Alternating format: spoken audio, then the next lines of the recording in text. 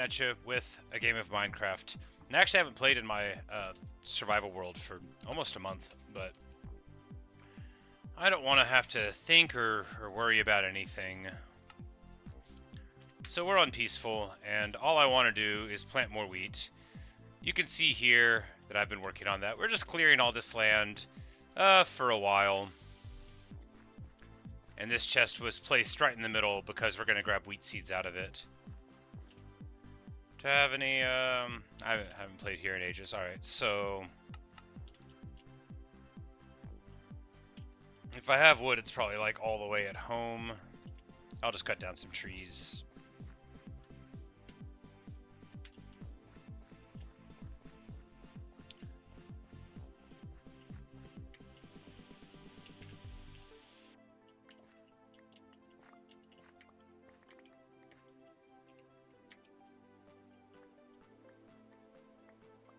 This must just be a 4x. No, it's 5. Funny.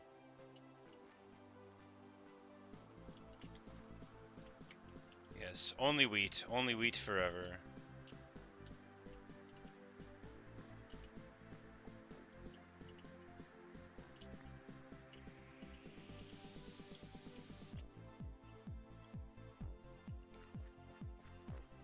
So the broad plan here is we're just going to clear like a huge amount of land.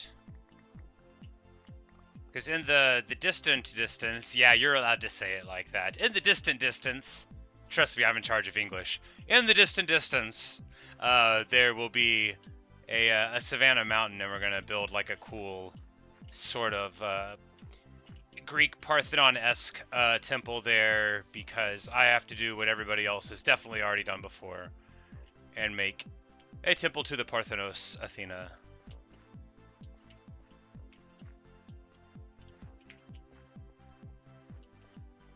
But first, we'll just want to clear a lot of land.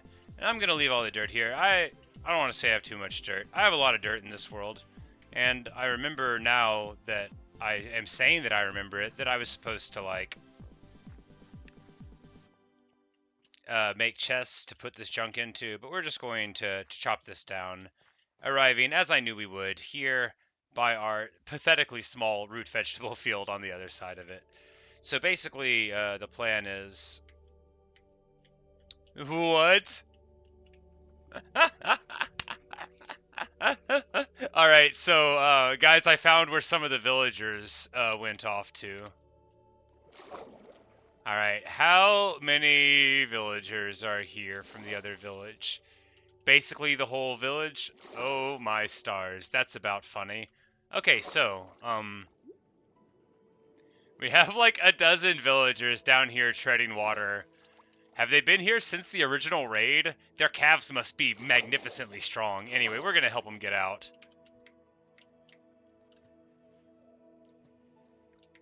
And then probably wall up this little ravine here. Is that gonna be enough to wake them up? No, they'll need much more help than that. Bunch of jokers.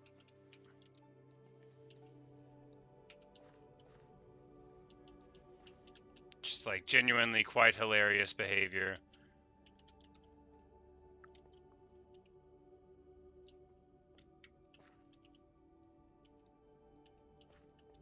Like, please, yeah, elect to go home. You guys are such jerks.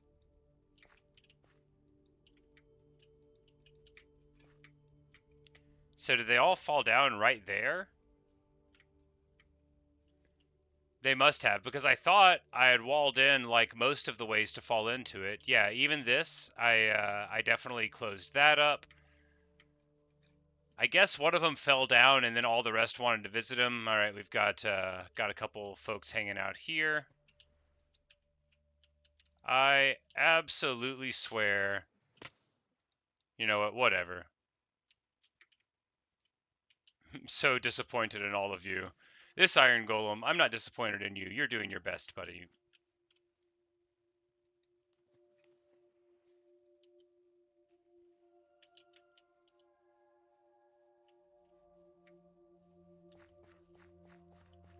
Alright, so clearly they need more help than I had anticipated, but maybe some of them are returning home.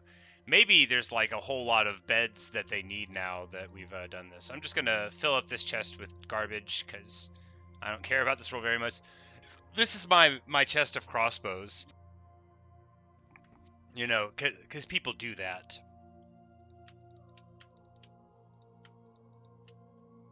They certainly do.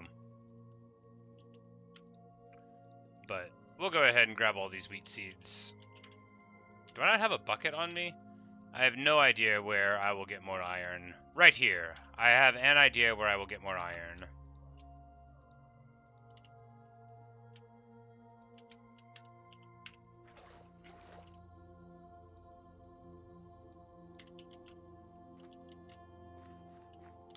So much wheat. Oh, you don't even know. This is just like a tiny amount of wheat.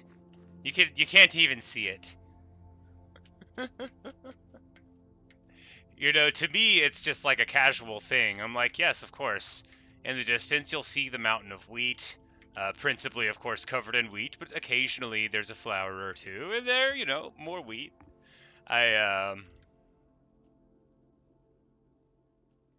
When you said, why is there so much, you may have been talking about the wheat and not about the villagers. You know, it's hard to say. But look, we've saved the village once more. I know you're saying once I totally obliterated every villager in the whole world except for a couple. And, you know, it doesn't matter. The master, the farmer master is out. You know, lots of reputable businessmen and other villagers. All right, these jokers are just, all right, having a time.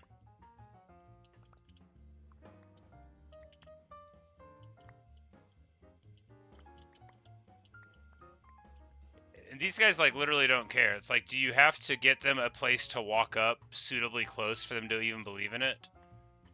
They're just gossiping. It's like, we came upon the Thieves Guild here, and now they're pretending they were stuck. But all of this is absolutely distracting me from the only goal I'm supposed to have, which is planting more wheat. Clearly, there's not enough.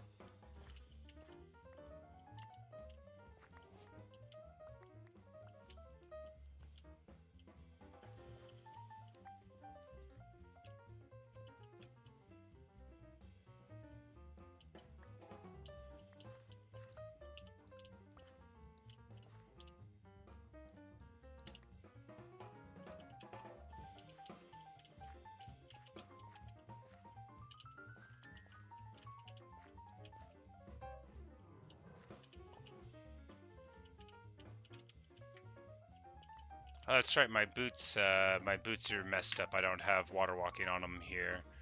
Because I died in that one raid, the first raid video I ever did, first raid I did. And I never improved my boots because I don't play here very much. And I rarely have the occasion to go underwater, although I do that all the time in my normal world.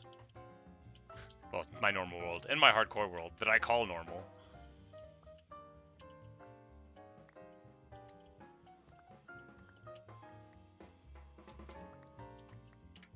But the true pleasure of farming is in doing one thing many, many times in a row. So we're going to get all of this stone out of the way before we start laying down our first rows of wheat here.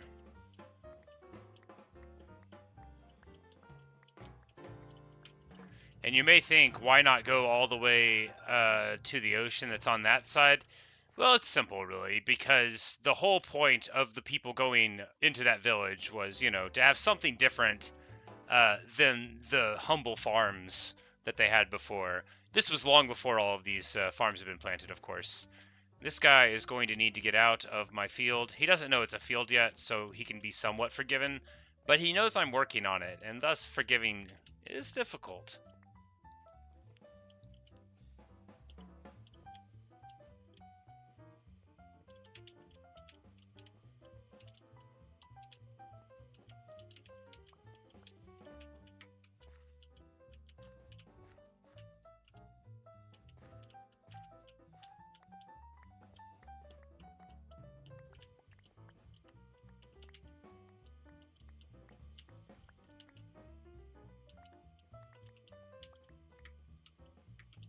I've made a huge, tiny mistake.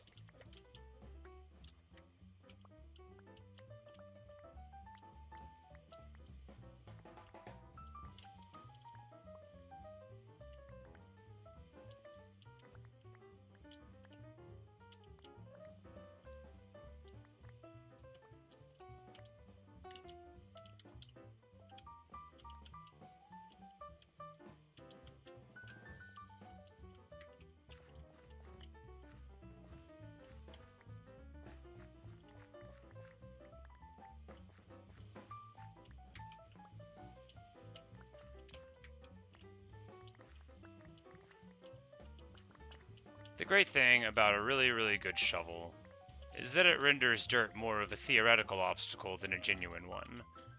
Because while digging through stone can give, you know, sort of dwarven feels, digging through dirt will always feel like a farmer's job. And farmers like to do things efficiently.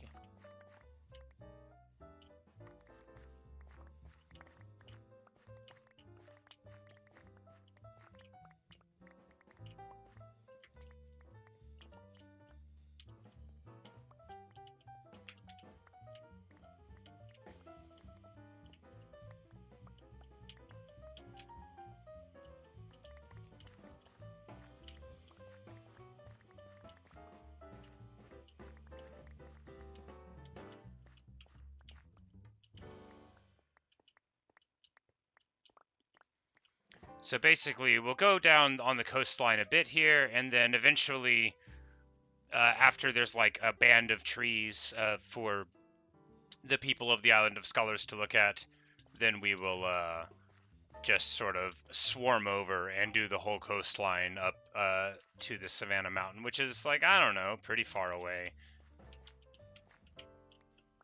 You know, it's not going to happen today. But the point of planting an above average amount of wheat is that after you get it down, it's going to be there forever. No matter what else happens, that wheat will always, always be right where you need it to be.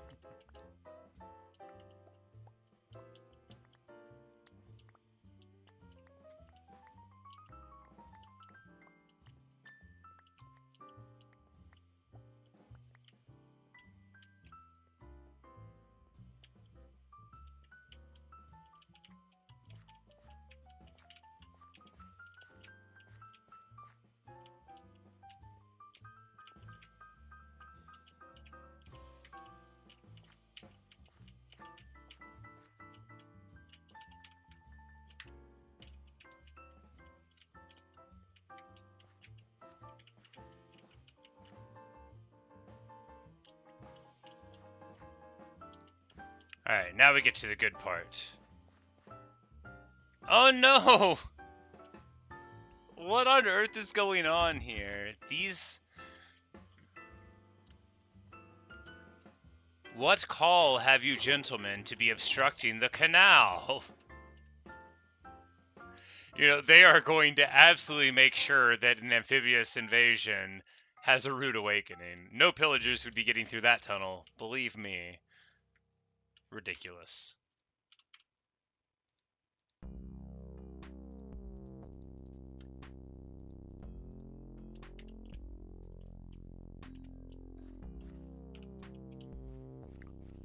And now the greatest thing you can do in Minecraft. Planting a lot of wheat in a row.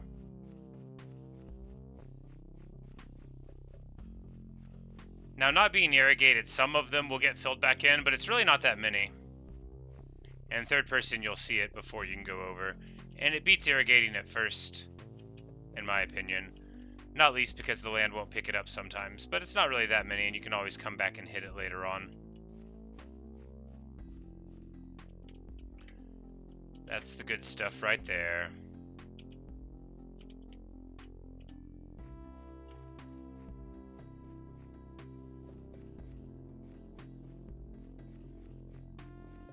I was trying to estimate like about 64 blocks without actually counting, and I ended up doing like a really good job of it, which is pretty funny.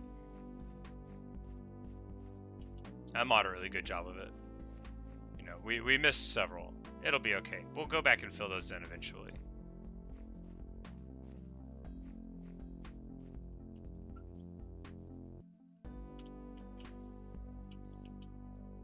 Flowers are nice, but not in the field. Apparently, I just hadn't picked them up since the update when those things were in it, if that makes sense. So it's like, have I really never picked up a cornflower in this whole world before?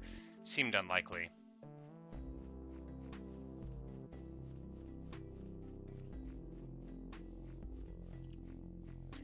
Because this is how any immense wheat field happens, you know.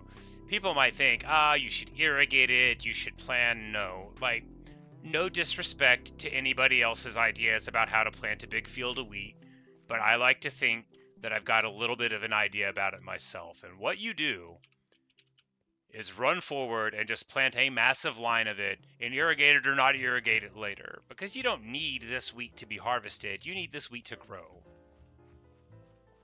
You need this wheat to appear in all ways to be wheat because it is.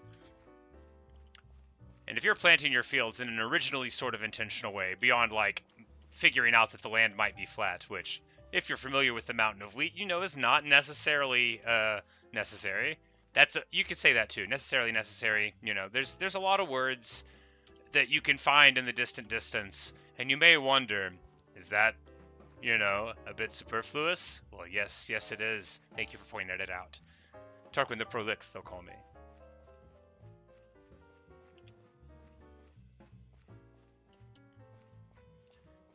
You know, playing hardcore's fun, but it's also very fun to know that there will never be a creeper that will interrupt this row of wheat. Whenever I play on this world with monsters on, I always, like, turn them off whenever I come around, because well, you know me. Because I don't like creepers very much.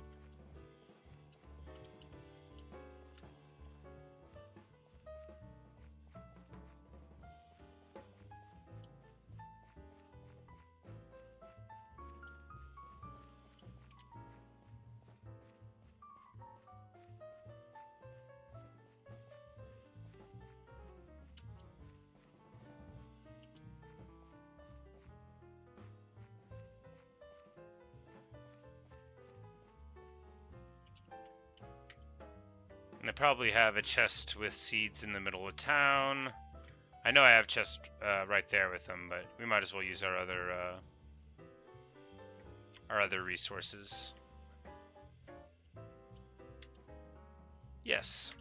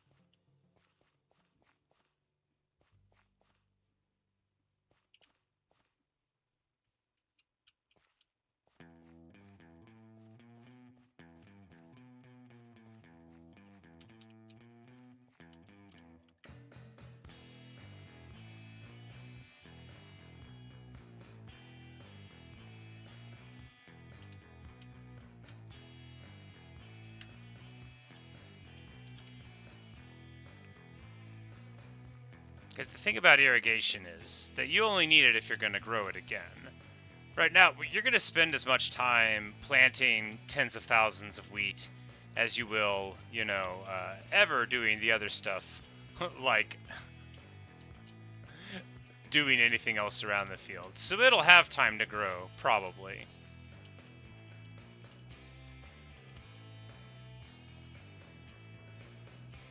Near the end, I tend to irrigate the field, you know, for cinematic reasons, when you want the last part of it to grow. But on the other side of Wheat Mountain, it's barely any wheat at all. You know, it's just what I would call a large amount. I think y'all have seen the video. If you haven't, you know, I believe it's called Immense Wheat Field, because Vast was number 2. And this is just called, you know, just wheat. Maybe I'll break my typical numbering convention. No, we should number them because, like, maybe it'll eventually be like a Grateful Dead fan thing. People will be like, oh yeah, the Just Wheat videos of Tarquin. Do you remember Just Wheat 144? That was a good one. He talked about wheat for an hour and a half. You know, that kind of thing. It'll be just like Grateful Dead fans.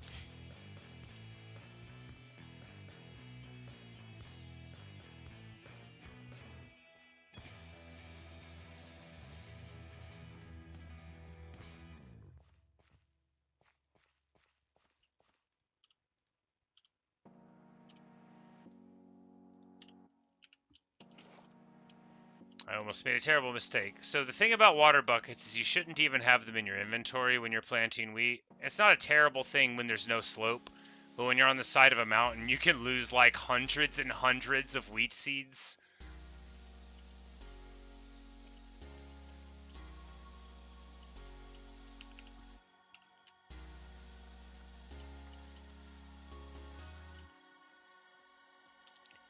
But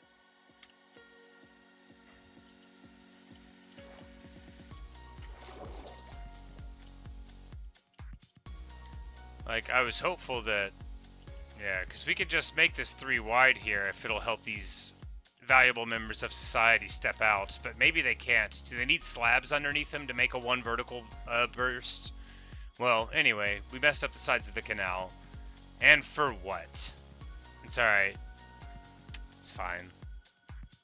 The golems are very valuable members of our society. I just wish that they weren't languishing here.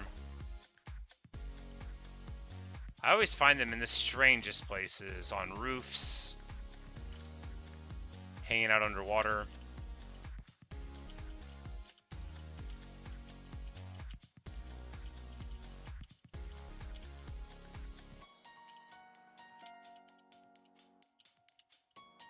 Just do this band here. Yeah, that seems good.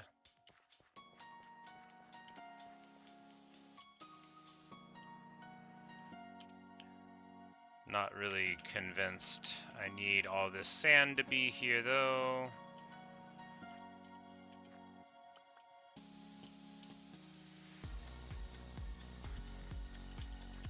Looking at that sand, I was struck with the feeling that it could be wheat. Like, it clearly wasn't, and yet, with just a little bit of a change, seemed like we could affect exactly what we needed in the world.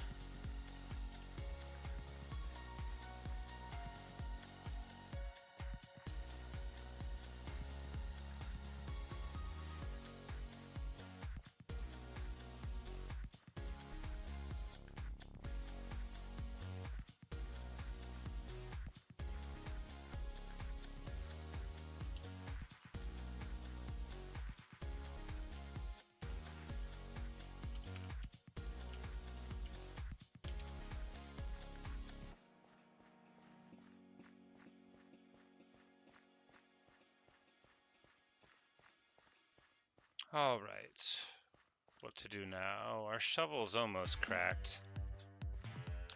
We'll just plant all the seeds we have here and then do a mending run, I imagine. Other people have their experience farms, I have mine. We'll probably just go to the field of 1,000 cows and not bother going to the chicken farm. Because wheat seeds could be wheat, and wheat we don't need for anything, you know. Well, perish the thought, you know. We need wheat to keep score of how much wheat we've ever gotten. Speaking of, what is the score? Well, we've picked up 41,000 wheat, but it could have been some other thing. We know that we've used 139,000 wheat seeds, and that is a pretty good marker of the amount of wheat that we've ever had.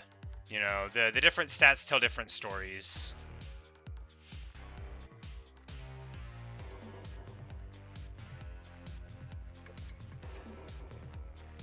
But one day before too long, we'll have 1 million wheat seeds planted, and that will be a very happy day.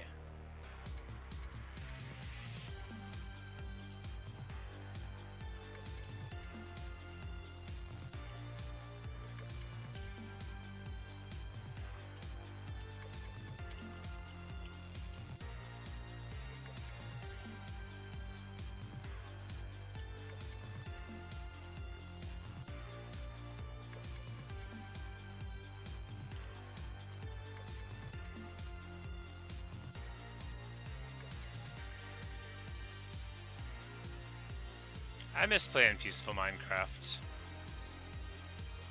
I should do this more. Cause like it's fine being able to die forever. Like it's fine. I don't mind it. It's a lot of fun actually, but not having to remember to eat bread is fun too. And knowing that a creeper will never ever touch anything that I've made, that's nice.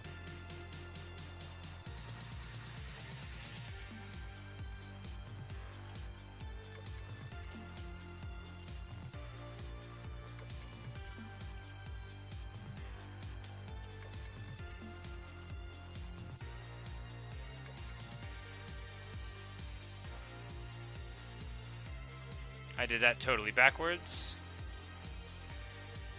Well, not totally backwards. Halfway backwards, but backwards away from the intentionality of planting large amounts of wheat. Which is that you hoe the line going forward and then plant the seeds going back.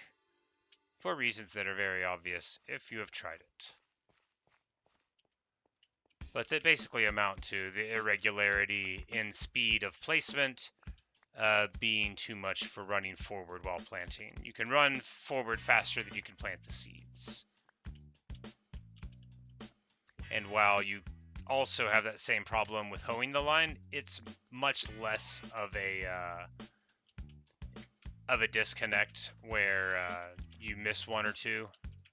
When you try to plant seeds running forward, you'll miss a lot of them.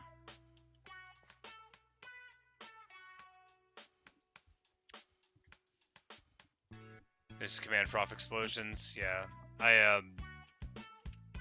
don't know how that would work in hardcore either.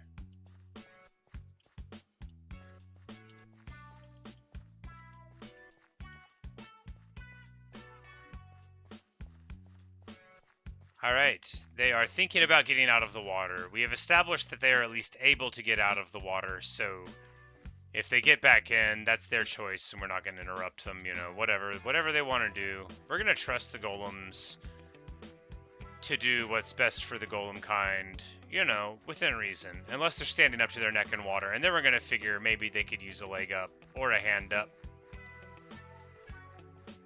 Whichever golem part they want to use to climb.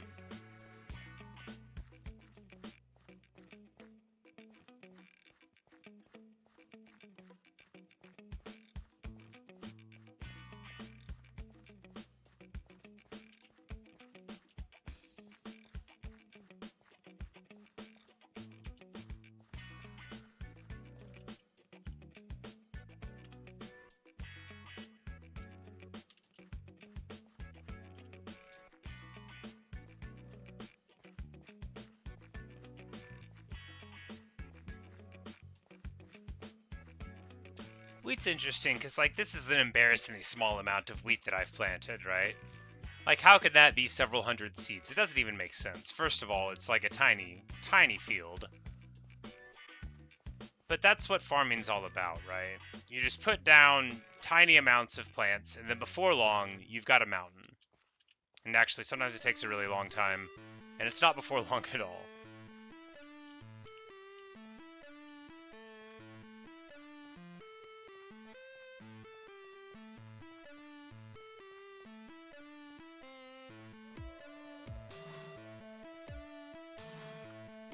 You know, one of the golems decided to get out. And that's good enough for me. Proof of concept right there.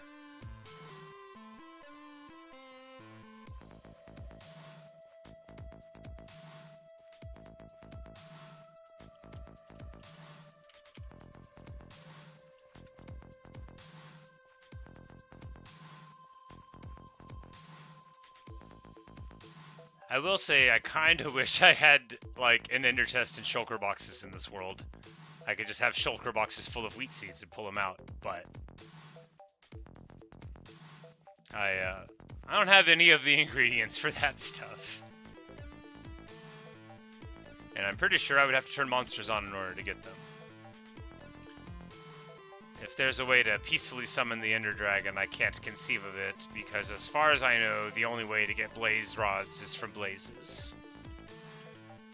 I don't believe you can get them out of any chests or find them anywhere.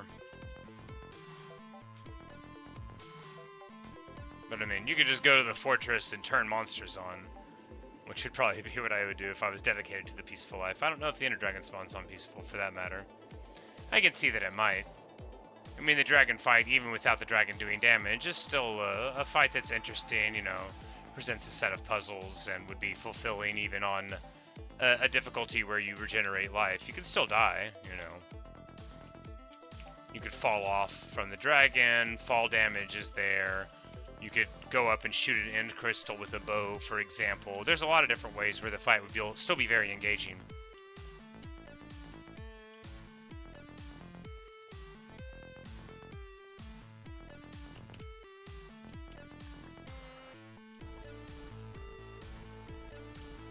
And just as soon as it began, the planting phase was done. But after we have like a little bit of a flat field here that stretches on from the village, basically as soon as we get to here, because it's the end of civilization, we might go to back to unhinged plant everything mode. I haven't decided. Because it's probably faster to just plant everything and, you know, more visually interesting and varied than it is to flatten the whole thing out.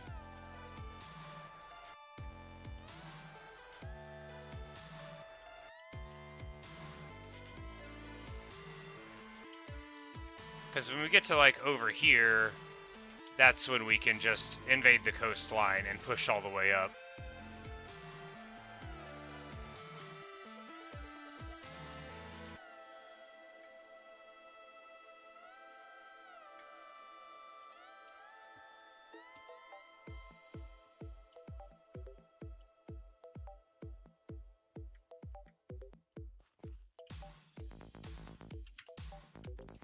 Because really, all the mining and the placing of dirt and worrying about it being flat and all that, is that the fun part of planting wheat? No, the fun part of planting wheat is in the hilarious shapes of yellow that it creates in the distance. So I think, yeah, this will be the end of the stone place. And when we get to other stone things, we'll fill them in. You know, it's far enough. We got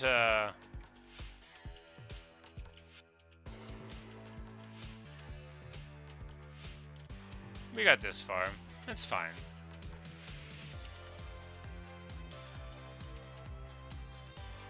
But really, the fun part of planting a large amount of wheat is in planting it, not in flattening the land for it.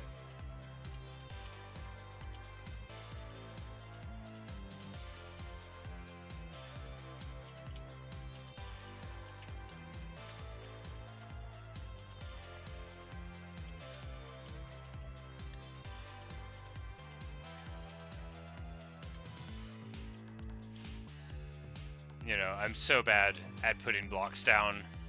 It would be embarrassing, but I have, you know, moved past the possibility of being embarrassed by my poor Minecraft play at this stage. I am enlightened.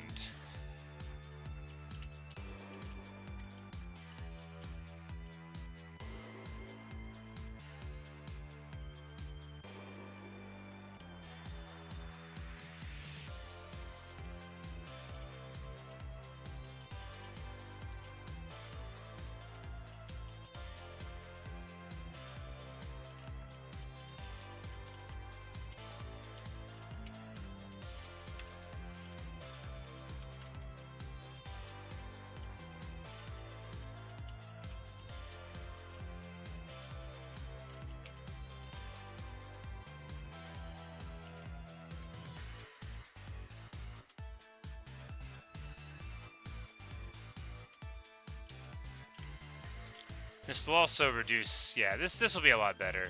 It'll be visually more interesting, and it'll reduce the amount of tool wear and tear just down to the hoe rather than having to worry about all the other stuff. There'll be incidental, you know, shovel usages and pickaxe usages, mainly to make sure that the top level is dirt. You should have some dirt somewhere, right? You can't run and jump through a field or you break it, which is very sad. If you're a person like me who does excited things like jump in video games when moving, all World of Warcraft players have to do it. I don't know if you're even allowed to be a WoW player if you don't jump around when you go, oh my goodness. Okay, there we go. Speaking of World of Warcraft, they're releasing the original version of the game again. Probably angling to get guys like me back involved. Who've been telling them for ages that we literally don't care about any of their ideas and we only want the original game no matter what. But I don't want to play it again. It's not very good. It's super boring. But, you know, whenever it's there in front of me, it's just so fun.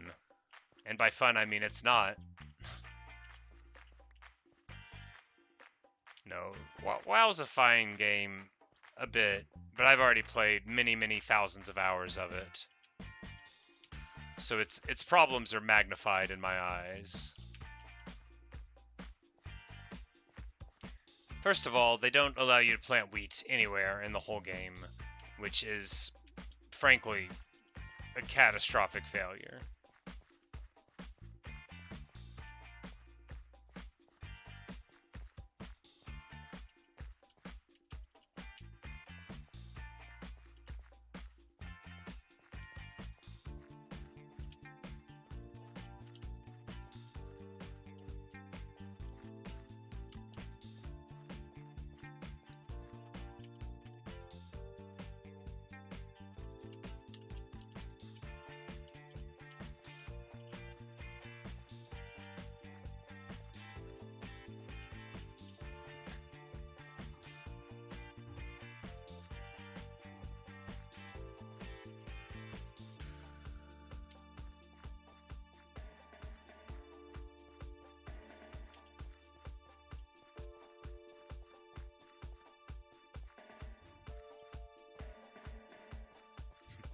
Say you feel sleepy, Renee? Well, it's probably my sleepy behavior here. The calm and meditative wheat planting rows. I should just do this. I should never play any other kind of Minecraft again and just plant wheat. No, I only kid. I have fun doing lots of different tasks in the game. But sometimes it's certainly nice to just sit back, relax, listen to some music and plant wheat, secure in the knowledge that this is what I was meant to do.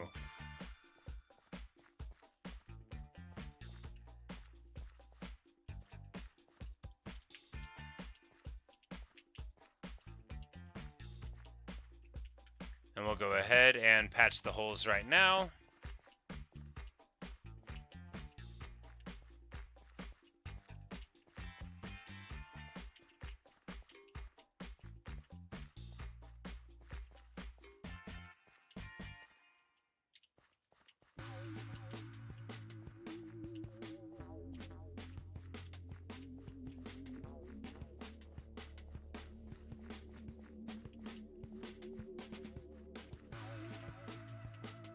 Yeah, see, in the time that it could have taken me to knock some of this dirt down, we've already made it into wheat-bearing dirt, the most valuable and beloved kind of dirt in all of the land.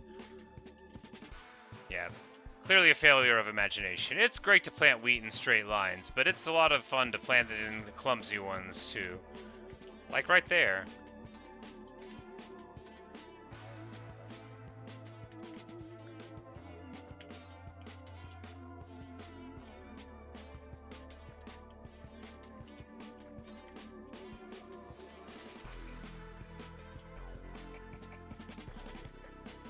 We're just gonna invade the beetroot. Yep, we're gonna invade the beetroot.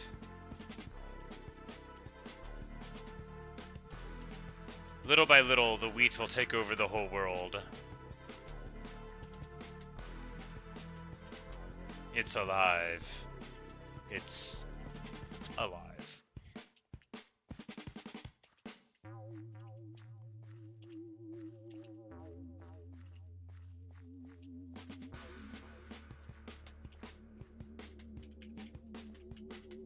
Yeah, this is way more fun than clearing it and making it flat.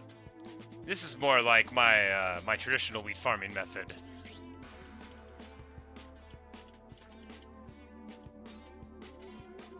Although normally you would just do not what I'm doing here, but we just wanted to get that little part taken care of before moving forward.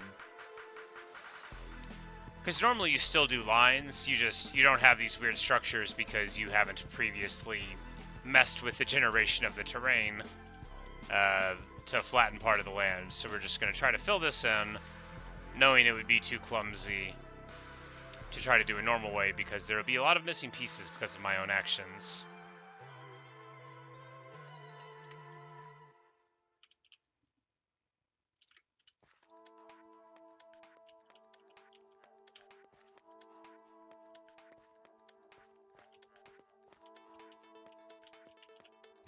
Here's the most reasonable sheep field I've ever made. I put 2 sheep into it, maybe 3, and now there's 3. I don't remember if I bred 1 or if I put 3 in, and then I never came back to it ever again. I was just like, you know, we'll put the sheep right here.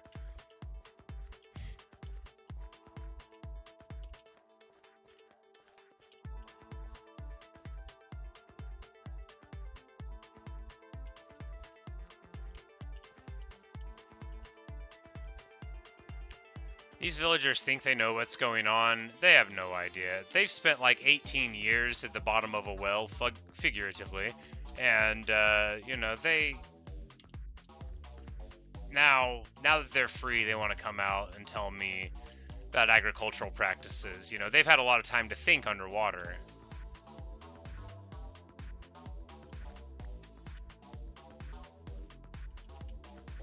The thing about villagers, of course, is that due to their curiosity and tenacious nature, they will ruin big parts of your wheat field that's near where they live. That's just what you have to deal with. But if you never plant it, then you'll never know that it's them that are to blame. So you have to plant everything, and then you can get mad at them.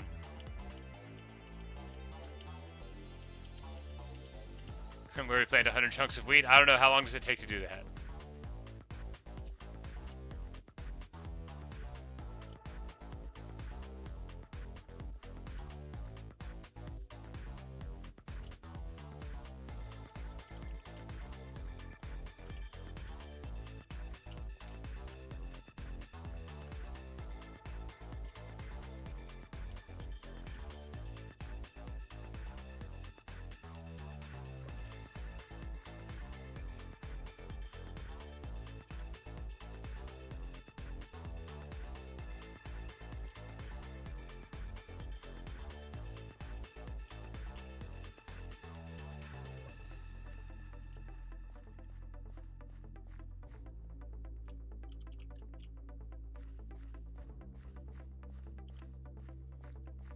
And see, as I said, when you spend enough time to plant all of the things, your wheat's gonna grow anyway. So all of this, it's gonna be fine by the time that we're done. And if not, then, well, what I usually do is, because it's peaceful, I'll just like, I'll AFK with like a chest open, and I'll put a chest in the middle of the field and open it up, and then I'll just like go and a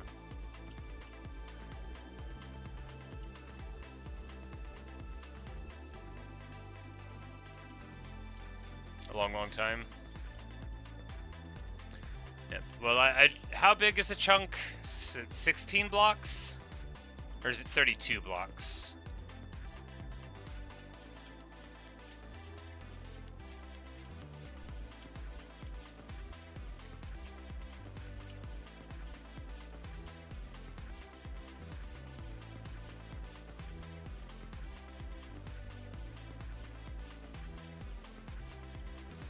Yeah, I mean, like, I've got a large amount. Let's go ahead and go to spectators so y'all can see. It's possible that you aren't familiar with the size of the field. Anyway, that's where all the golems are at. Don't ask me why a village needs so many golems. We have a lot of villagers there. But yeah, so for perspective, whenever I said I had more wheat that you couldn't see, I meant this much. This is the wheat field.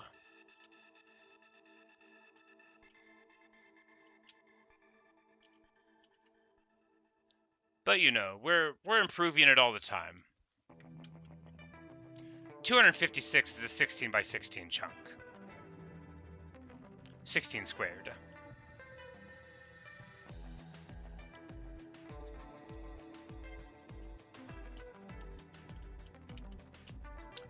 But there you have it. That is the amount of wheat that I have.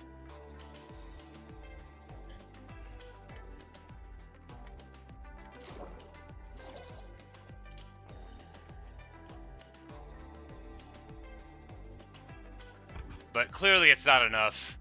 I don't know if it could be any more clear that that is not nearly enough wheat. So we're going to go in this direction, because the other direction I elected that I didn't want to do that anymore. So we're gonna go in this direction. And if you wondered how I had so many seeds in random chests, yes, well that is how. I of course don't farm most of it.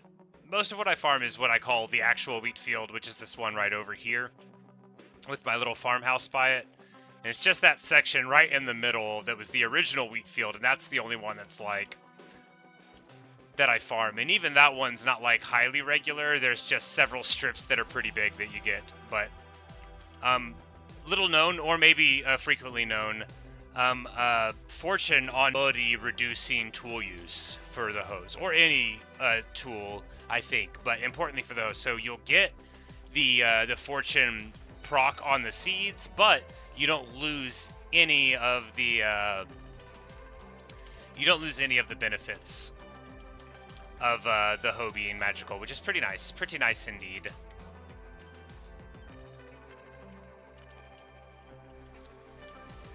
But alright, so I need more dirt, and we might as well mend up some tools and stuff too. So let's go home. Even though I don't live at the spawn house, I still call it home, even though all the pets are at the farmhouse.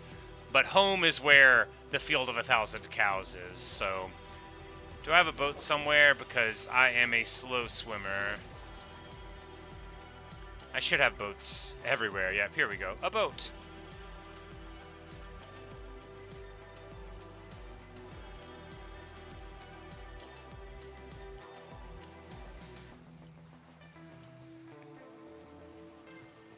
Oh no, that golem's there too. How are we gonna get him out? Are there... Oh no! Oh no! Oh, it's a tragedy!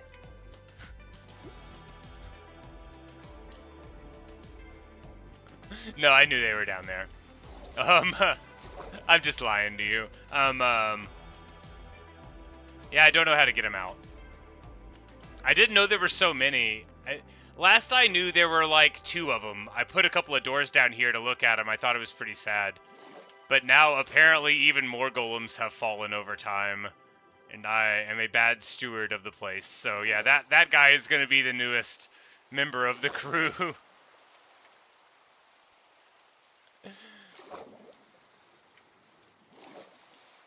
No, I wanted to do some video about the golems there. Maybe I already have and I just forgot about it. But as the rain falls, it's the most fun that a world can ever be. Going by your beautiful wheat field that is rimmed with your sugar cane.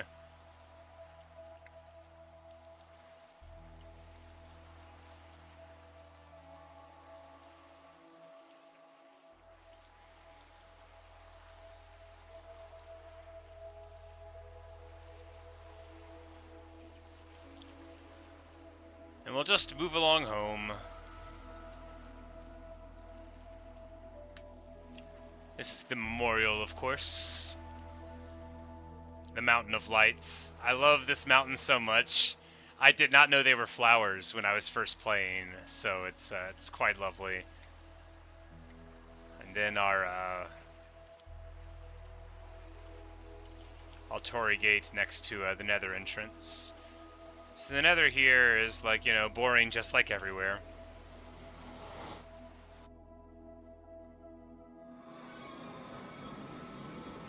I actually thought when I came in, I'm like, oh, this Nether's not so bad, right? Got like all this cool trees and stuff, because this is the first look I ever had at the Nether, and then I got hopelessly lost several times.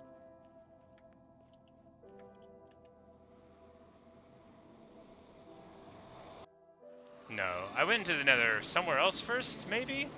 I actually don't remember. It was ages ago. That was the first time I went in with monsters. Maybe. Anyway, here's the field of cows. You can see that there are many of them, and that this is, you know, where we keep hay and leather and meat. There's probably a bunch of leather and meat in random chests here, too. And, you know, some melons, stuff, a house I literally never go inside.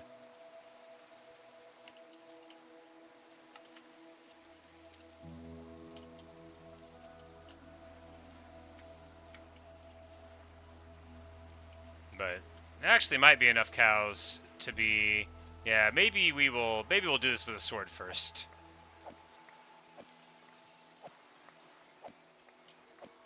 Because it really seems like we're getting a little crowded in here. Somehow there's still wheat planted on the ground there, which is objectively a very hilarious thing. I don't know how it survived this long. Alright, there we go. Yeah, you know, we'll spread out some cows a little bit. There's probably like 1,300 or so in there then. I think my sword doesn't have sweeping edge. Yeah, my sword does not have sweeping edge in this world, so my hardcore stuff's better than this. And then we already have too much junk. I have like a box of emeralds in the village, well, beneath the other village, that's just like so many.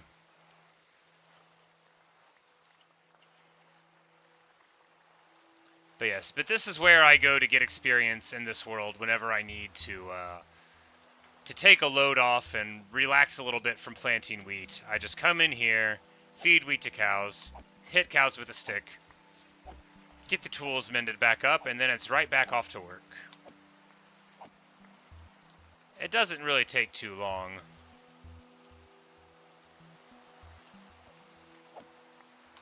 Some people, they talk about their infinite experience farms, and it sounds like they have to, like, be there for a while, but my idea of a nice farm is coming up, hitting a bunch of cows with a stick, realizing there's so much junk on the ground that you're never going to pick it all up, not caring about it, because this is about the experience, realizing you do care about it a lot, actually, coming back and throwing things into a chest.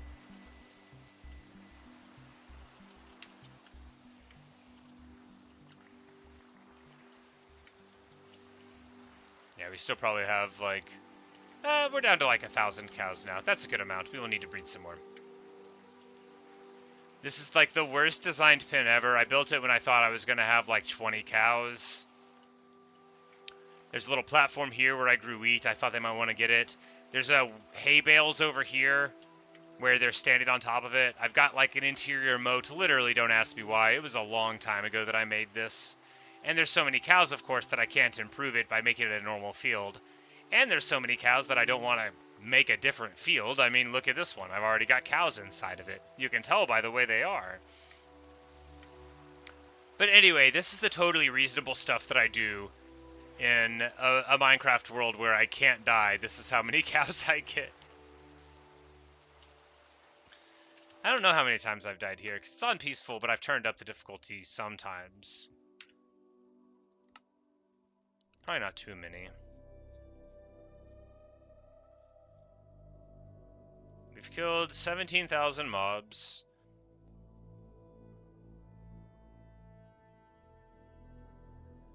Played 14 human days of it. I don't see where it says how many times I've died. So, doesn't matter. We could check it here. I have never been killed by bee. I've been killed by a Vex and a Vindicator. And a zombie. I've probably been killed by falling damage several times.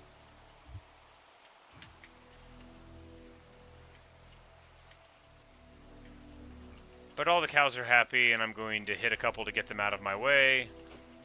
He thought he was free.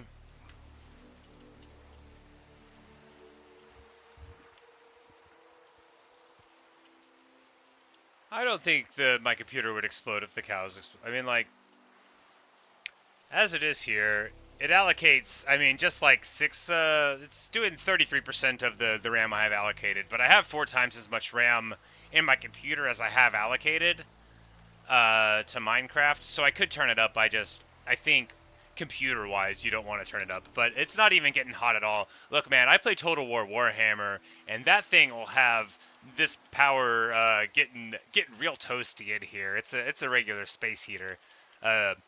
I forgot that I had permanent bodies turned on, and I was fighting against this faction of rats where they have lots and lots. See, look at all of my random cooked chicken and raw beef. It's an embarrassment. I have too much stuff. Are any of these boxes empty? This one's got beef in it too. You can see that every time I come around here, selling the things that I get is not a high priority.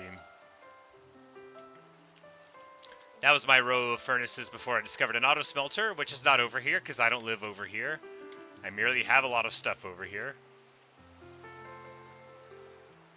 Alright, that was a good little run. Now we're mended up.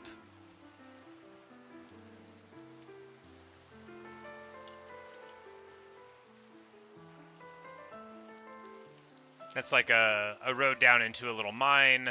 It's not much. And then we've got another little miniature mine there. There's a lot of, like, fun little mines in this world. But, much of what I did was just exploring around, as you may anticipate. But I really love this mountain, actually. It's the Mountain of Lights is one of my favorite places I've ever found in the game. This whole thing used to be like a big landscape. I cut right through it. That is still a rapid from whenever I was originally trying to connect, because this was like a lake, and then I had my river on the other side, and this was in the middle. And that was my first real project, with this spur of the canal right here in the middle of those 2 sections. And man, did I not understand how water worked. But it was fine. It all worked out.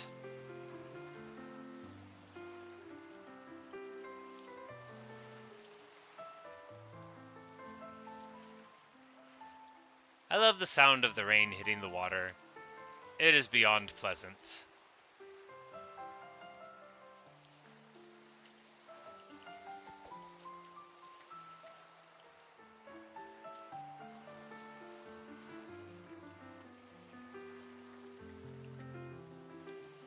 I made a ton of villagers because I wanted golems to defend from raids. But I think I overshot the amount of villagers that I would need, because this is a hysterical amount of golems. And they are, you'll note, trampling out the grain. I assure you, all of this was duly planted and beloved grain before they stepped all over it. Skeleton horse out in the field there. But, you know, they are defending the fields, and sometimes the scarecrows are made of iron, and they do a little extra effort. That pillar used to be like a very important waystone pillar. I used to get lost so much in Bedrock.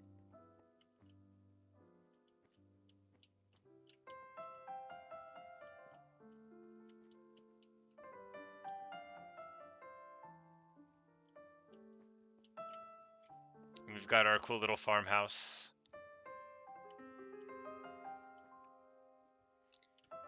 And our fake bookshelf. I'm not going to reveal what's inside. I'll reveal it.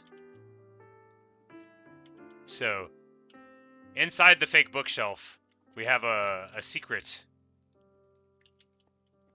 which I will reveal later. But, so, really we access it from outside. It's a secret tunnel. It's not built yet. But I need to get a microphone so I can sing the song. But yeah, you can also go in through this way. And then you drop down, and the idea will be that it'll be, oh, not that. As I tell everybody who's not even authorized to see the secret tunnel. There's, of course, also wheat on this side of the secret tunnel. That you'll be able to go. And now I'm thinking, now that I know minecarts, we'll make a minecart that connects to the Great Library, which doesn't exist yet, but I've been working on. You know what? Why don't I show it to you? I'll show you guys where the Great Library is going to be. Because I think we're actually coming on the end of this video, and then I'm just going to take a little break, and then we'll probably come back and play some hardcore for a bit tonight. But I think... No, I had a good time doing this, so I think I might want to start doing semi-regular wheat streams. I think it'll illustrate parts of me that are good, that don't get shown by my travails in the world of hardcore Minecraft. But so after the raid, because you can see the pillager tower from this side of the island, right? Where what we call the Great Library is, as the librarians are all in conclave on the top.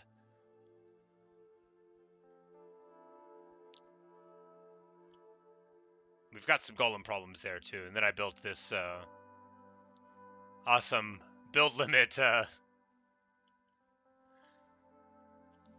lightning rod. So over there is where the pillager tower is. So we're thinking like, okay, we got to get a safe place that gets us out of here. And the library has a lot of strict rules against, you know, fire and such. We've got this curtain wall. It's a nice little place. And then we have, this was like our center of industry that we gradually moved it to. So there's an auto smelter over there with our thousands of chickens. We'll pay a visit to them here in a second, maybe. But like, I don't think I have anything on me that I need to go. No, all my valuable stuff's underground now. Most of it's underground. So let's see. So we've got our signs that say, you know, you're not allowed to do any of the things that would mess this up. But right here, so we've got a little sand here, and then we're gonna go in like so, and then lo and behold, a secret passage.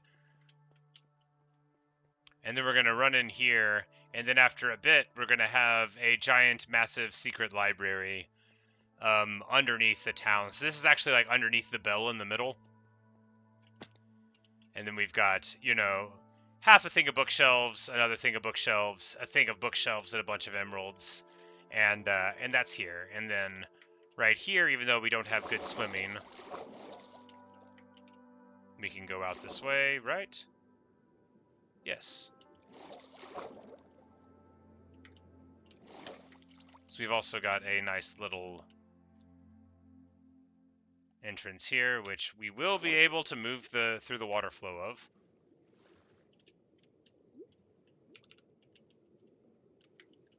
And then it comes out here on the side of the village. So that's going to be where the Great Library is.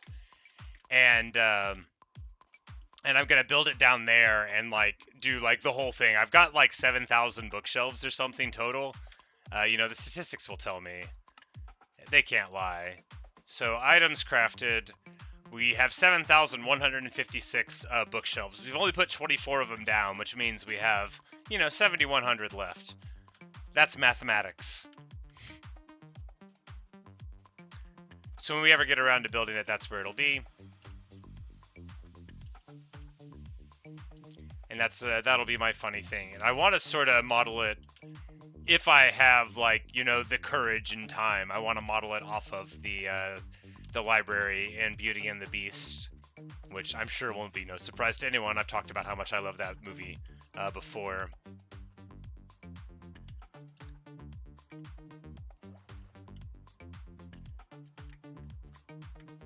But now that I know the Lush Cave terraforming, so I'm thinking we'll fill out a lot of space there, and then we'll build like a Lush Cave, and then like also non-Lush Cave things. We'll have like trees, we'll have snow, we'll have like the different biomes around there.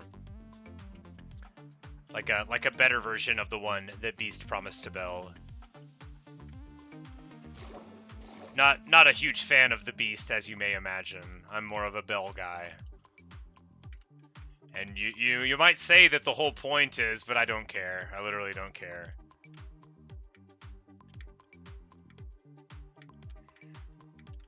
Well, yes, Amanda, I agree that the library is kind of big, but I don't know, or sorry, Renee, but I don't know if you heard me say that I have 7,000 bookshelves.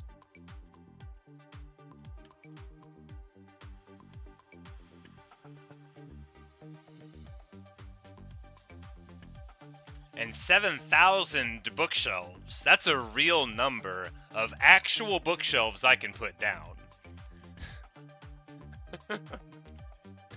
So I think we'll be good.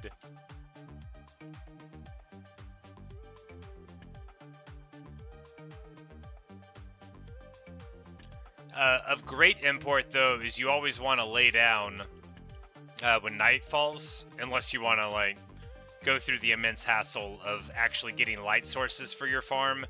Because this isn't a farm, right? This is a field.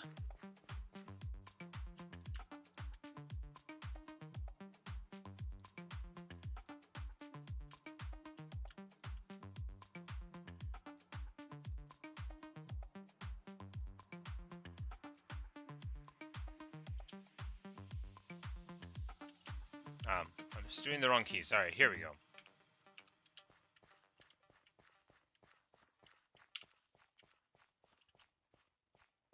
This has been nice. You know, it's a really pathetically small addition to the field. It's barely anything at all. But what I want to inspire you with the wheat field is how small things over time can build up to be beautiful events. You know, it's not all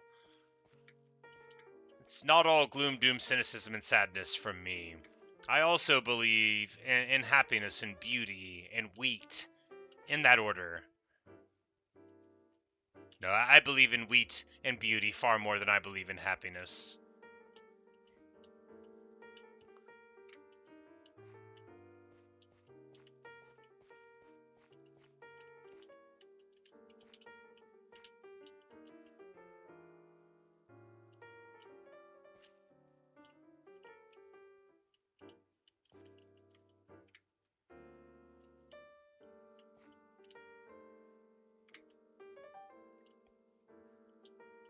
Because the fun of doing it haphazard over the terrain like this is that you just get to sort of like focus on whatever area is in front of you that you feel like working on. Be like, oh, I'll do this this weird part here.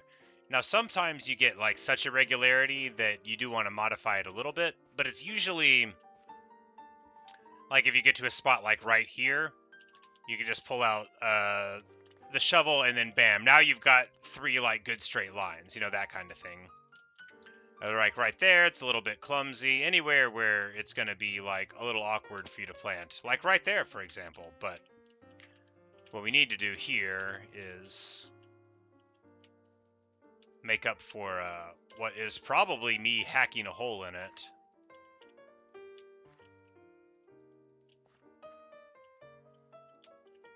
Because it has all the appearances of me saying, oh, I need more dirt. And then just cracking whatever was there.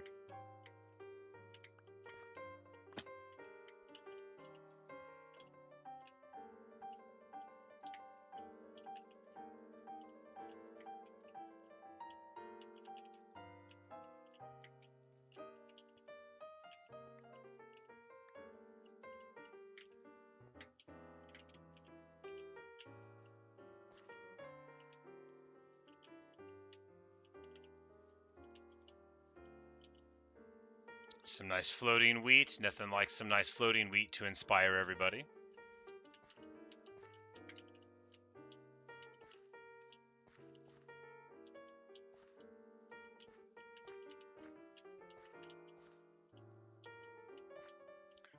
Need more dirt. I've put it somewhere. I think I've put dirt somewhere. I don't have like a secret dirt chest here. I just have like multiple dirt chests all over the place.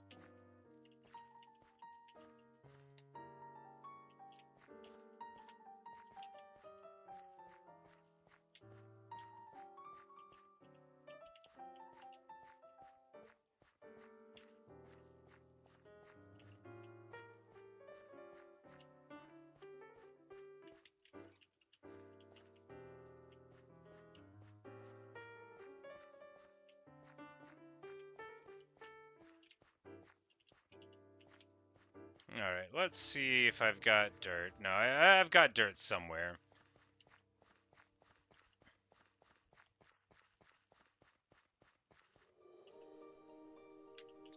It'll be in the middle of the village chest. Man, I wish I had shulkers. It's enough to make a man want to kill the Ender Dragon. It would be funny if I eventually got an elytra in this world because I wanted to be able to fly back and forth to mend up my tools faster. You know, now that I say it, why am I even joking about it? I mean, I could just fly in creative, but I usually, you know, I don't really use creative mode, only for cinematics. By which I mean to show the wheat field. I've never, like, used it to plant or anything. Played a very limited amount of it. I guess you just have, like, infinite inventory size. And you can't get hurt. And you can fly. But I usually fly in spectator mode because your body's not in the way of the visual. Although I guess you could just do first person in creative mode. But you have more of a field of vision in third.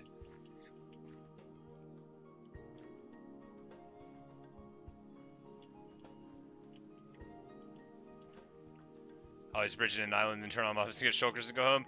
Yeah, I can't get to the end here.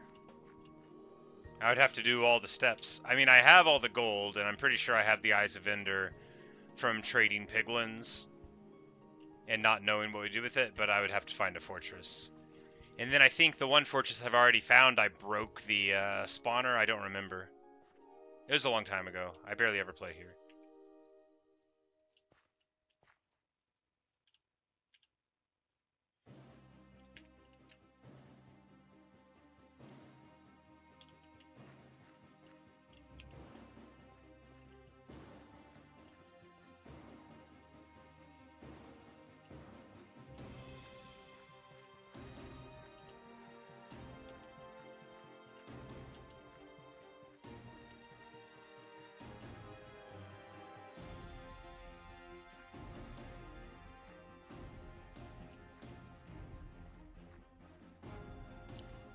Yeah, because you can trade piglin gold for eyes, and you can, or pearls rather, yeah, for pearls, which you get with the blaze powders.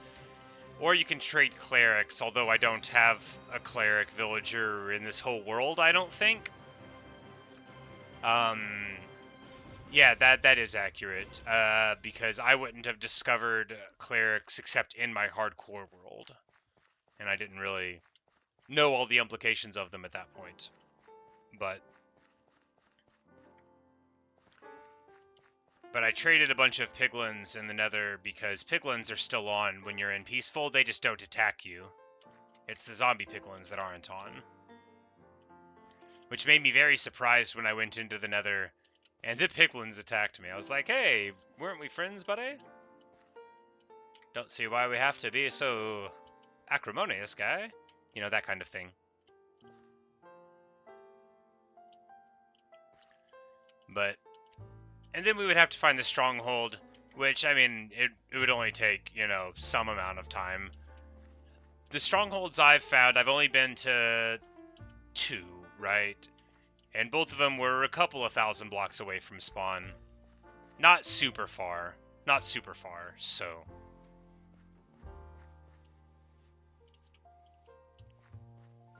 we could do that, but, you know, we'd have to go in the nether, find a fortress,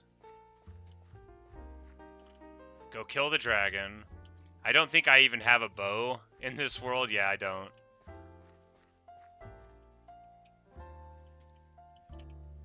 I might have actually, like, basically never used one. It's possible. I don't think I have, like, a good enchanted one, though.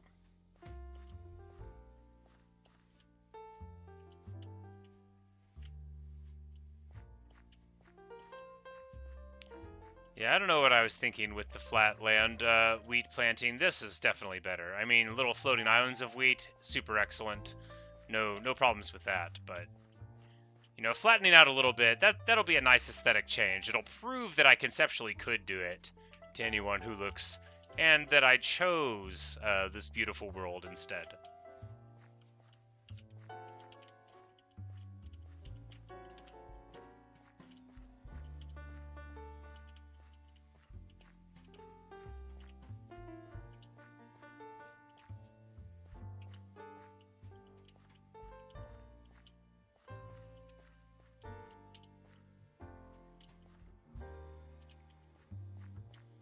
But it's like, I don't really need shulkers. I only wanted them whenever I was hacking up a bunch of stuff. Because it's not that much of a hassle to go back and get an inventory full of seeds every now and then. It's not. And it's not that much of a hassle to pick up a whole bunch of beef and leather and put it into a chest, never to look at it ever again. It's not. Do mobs spawn from spawners in Peaceful? They do not. These spawners just sit there and look like spawners, but they do not spawn mobs. Even in Trial Ruins, they do not.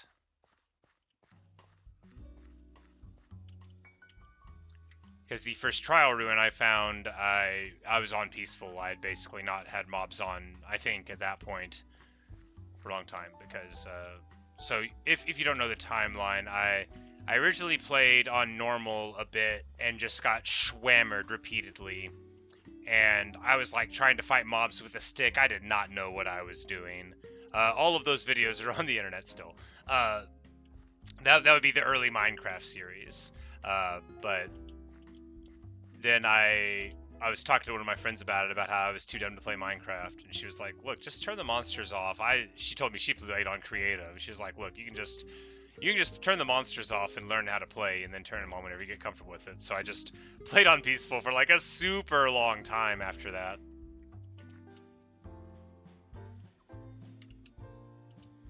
So I would occasionally find spawners in random places in the world, or like in a fortress in the Nether, because I had no idea what it was.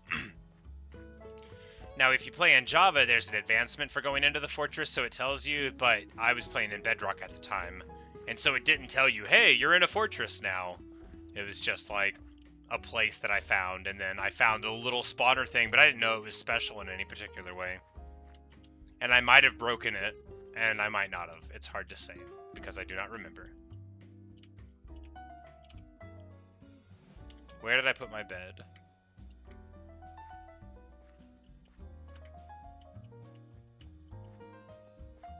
I have lost it somewhere.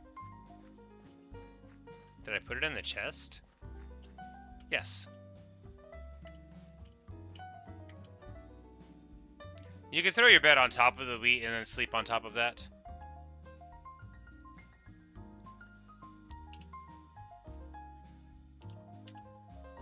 But yeah, and then after a long time of playing on Peaceful, I started getting a few more eyes on my videos, which was fun. And then somebody, like in the comments, this is before I started streaming, they were like, "Hey, you know, you've got pretty good gear, and you seem like you're alright at the game. You should at least turn it on to easy, and you know, see how you like it." And then I did, and then before long I turned it up to hard, and then just after a little bit of that, I was like, why don't I try out hardcore? And then that's been the vast bulk of my playtime ever since. Because I used to, before hardcore, I think I'd made like, I don't know, 50 some odd Minecraft videos. I didn't make them every time I played, but I would, you know, sometimes explore stuff or, you know, be hacking away at things, and I would just be like, all right, we're going to make a video of it. But with hardcore, I started streaming, or rather making a video of basically all of my gameplay, and then whenever I started streaming, that made it easier to put it all up, because I didn't have to worry about all the time for, you know, uploading things and such. So I'm a total neophyte when it comes to the actual, like, media side of this. All I do is play. So there's no point in me making videos, not really, unless they wanted to showcase very specific things. But I would make like 30 or 45 minute chunks of hardcore videos so the videos didn't get too big, and then upload them. But now, just streaming. That was a long way to explain what I've definitely already talked about before. Sorry, guys.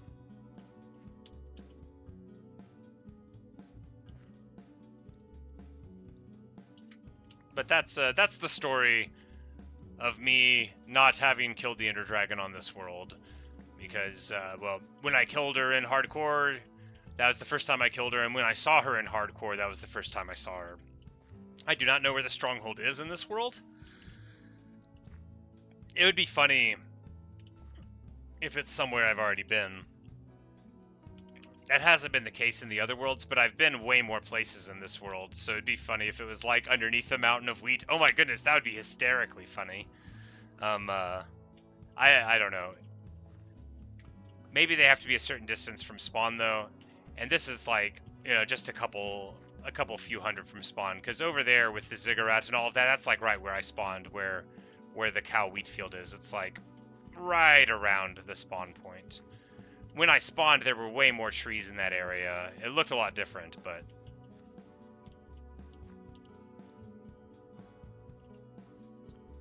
if you're saying streaming makes it easier, it absolutely does. Yeah, you don't have to take up space on the computer. You don't have to worry about like wear and tear on a hard drive, which doesn't sound like much, but you know, if you do a few dozen videos a month, you might be burning up a hard drive in just a year or two for a solid state, depending on how big the videos are. But if you stream, you're not saving it locally at all, so that's nice. Then you don't have to like upload it too, because that it would often take, because like I recorded like 4K and stuff or whatever, and so it would often take longer to upload than it would take for me to actually play the video that I was recording in the first place. So that was like, you know, pretty annoying to have to wait for that, because it wasn't like it would get all squirrely if I tried to record another video while I was doing that. So it would basically take twice as long to get anything up. And plus now I get to talk to people in real time, which I think is more engaging for me and them than leaving comments, which I tried to respond to all of them. But, you know, it's... Good night. But this makes it easier to do a lot of the aspects. And, you know, I think in general, streaming's a better suited thing for my style, which is to never ever edit anything. Because no one expects me to edit it if it's in a stream, right? Well, I sure hope nobody expects me to edit it if it's not. I've never edited a video. I do not know how many I have put up off the top of my head onto YouTube over the years. Probably like 800. 800 sounds about right. Because the raw number would have slowed down with streaming. Although I've been putting up dozens of hours a week for a couple of months, it's still just a couple hundred streams. Pretty funny stuff. Because my first hardcore stream, I want to say, was in September. And then I did like another 150 hardcore streams or so since then. Well, no. The first hardcore stream wouldn't have been number 6. I don't remember how long ago it's been. Maybe I just streamed in October. Yeah, I just streamed in October. I was playing hardcore a month before then.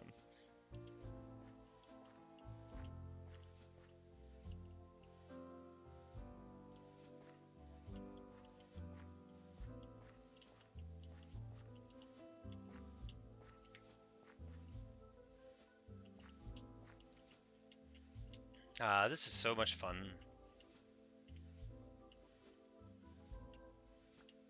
Here we have these pumpkins. These are, of course, you know, naturally generated pumpkins. I did not plant them here. They'd be a little weirdly placed even for me. I tend to do rows.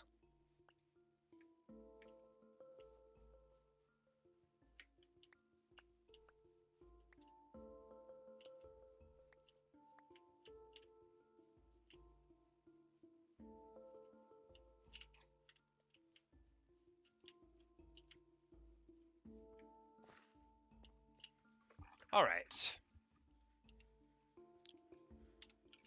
Yeah, this is fine.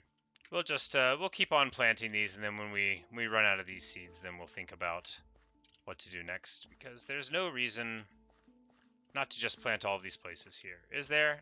Maybe. Like we'll fill in some of it with dirt later. Yeah, we'll just go over here, where there's no reason not to just fill all of it in with plants.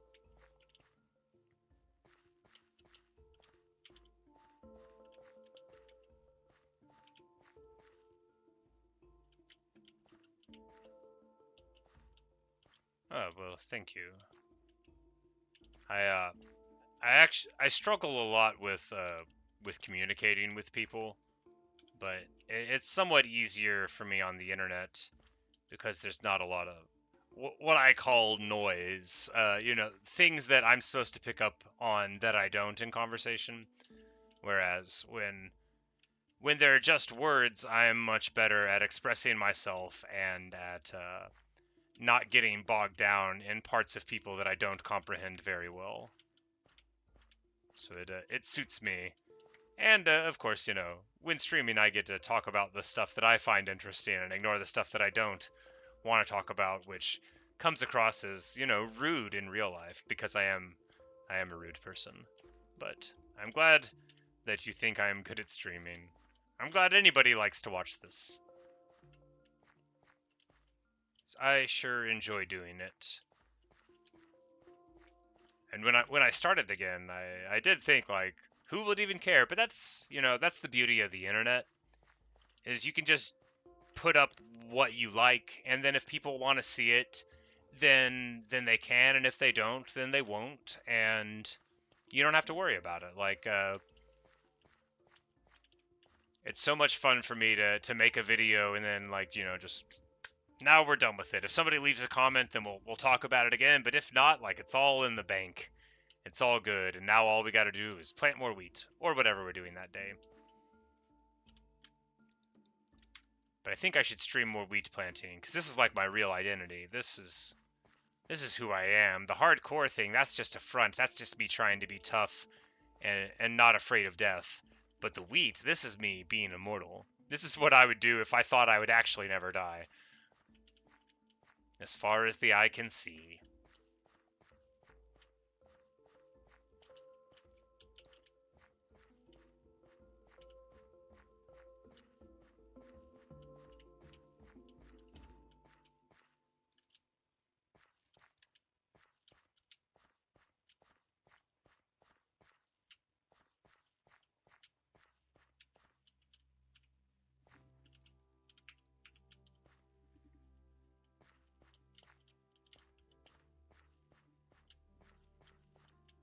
Exactly.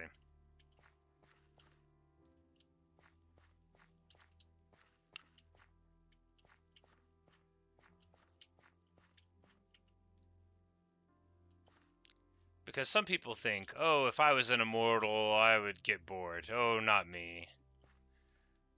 I would wake up every day and plant more wheat in Minecraft. Is the Minecraft world infinite? It probably isn't infinite. It's got to stop somewhere. It's probably sufficiently large that even an immortal would have to play for a long time before running out of places to plant wheat. Because you could also go down a level or up a level, right? You could build a whole world above the world and under the world and fill it with wheat too. This, although it appears to be a lot of wheat, right? This is only on the surface level. Underground, there's basically no wheat in all of this area.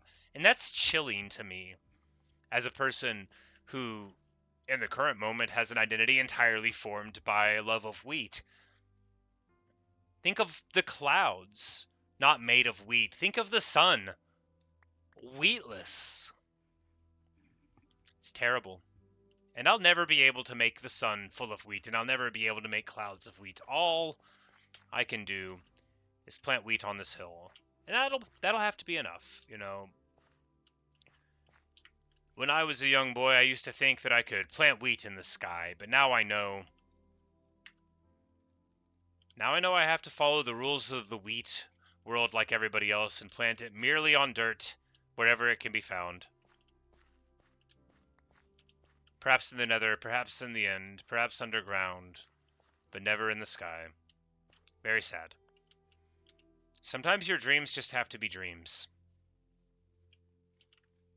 Sometimes there's no way to see it through, you know. Even when you look up and you think that sun can be made of wheat, it can't. It's not an infinite world, but it's millions of blocks in one direction. Well, well, a million by what? It goes down to like -50 and up to 300. So by 3, yeah, it's a pretty big volumetric space for filling with wheat.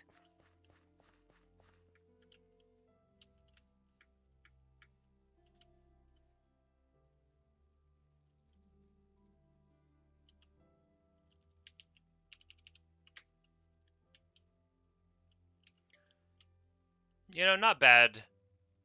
It's actually not bad at all for a little project for the day.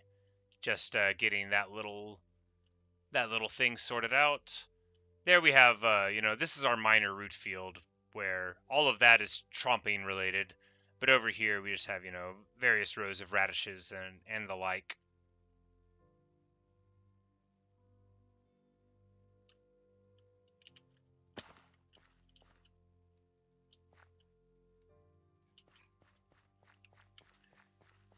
Apparently it's 30 million blocks in each direction. Well, there you go.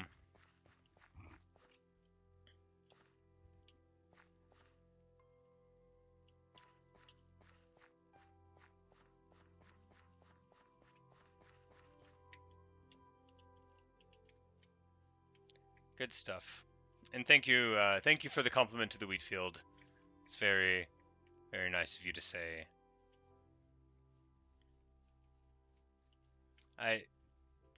It's just very funny to me how many golems are here.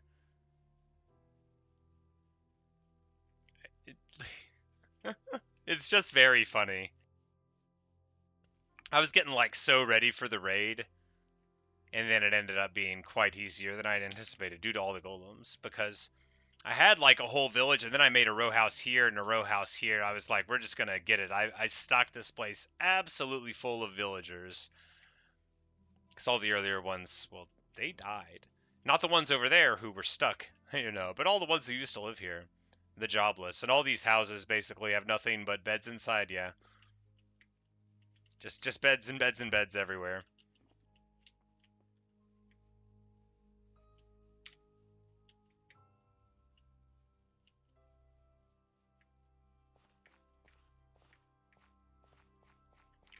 And obviously all of those spaces that are not wheat used to be wheat before these lamentable golems got trampling over everything. Alright, no wheat seeds in there. We might actually be like somewhat limited on wheat seeds. We might have to farm some wheat.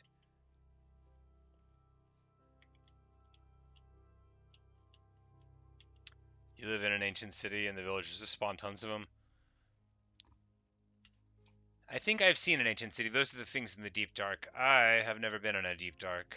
Alright, so we have seeds. Maybe...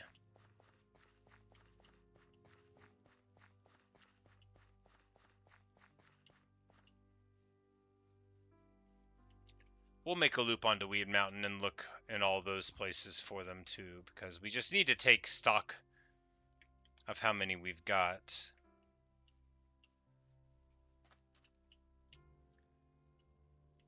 They won't be in...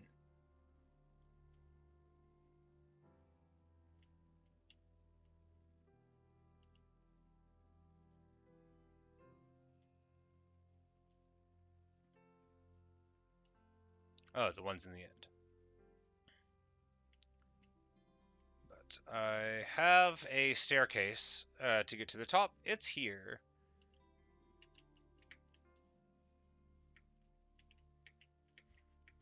Peaceful would be the ideal world to this woman. Yeah, I've never found one in this world, or I would have been there already. Now, I need to get to one and then, like, put all my stuff in a box and then, try to figure out how they work in a non-hardcore environment. Yeah, see, we just have, like, a bunch of ender pearls up here. Because whenever I was playing... so there was a period before... yeah, I think ancient cities are in the deep dark, and then the end cities are the ones that are in the end. From what someone said. Because, in one part of my world we went in, and there was the place where, the ancient city was at. But... oh no, I am trampling. Oh no, we'll blame a golem for that eventually.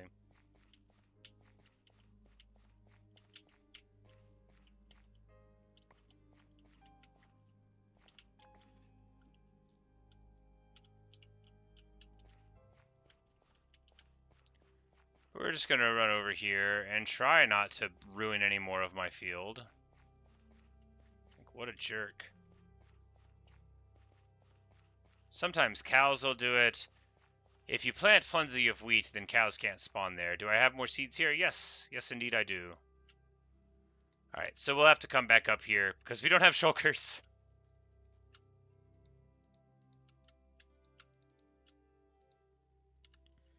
Alright, so we've got seeds there, and then there'll be a chest over on this side-ish.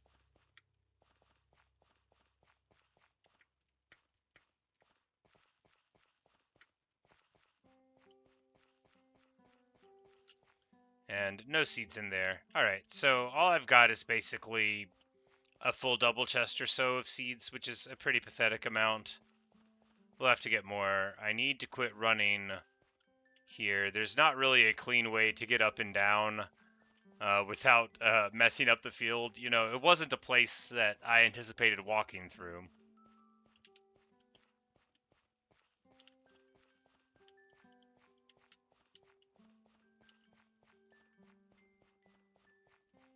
That pumpkin patch is my pumpkin patch. This is a pumpkin patch that made me think that irrigation was bad because I had too much density of the pumpkins and didn't know that that was what was at fault. Okay, I have just obliterated. Alright, there we go. Much better.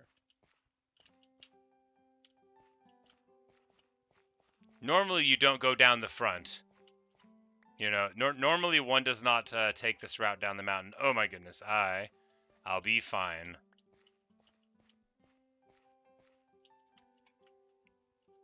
Which horse is this? Is this Death? Yeah, we've got Death here. You can ride on him.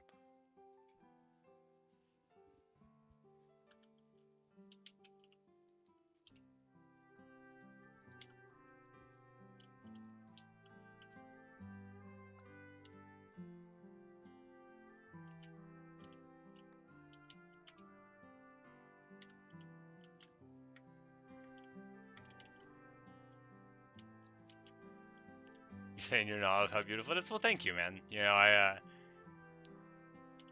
done a lot of work on it. It's one of those funny things where if somebody hasn't played Minecraft, you know, you couldn't explain to them how much wheat it really is. It's like, even telling them that they have to do it individually, they couldn't really appreciate how much wheat it really is. And of course all the cherry trees are mine too. They're sort of my trademark.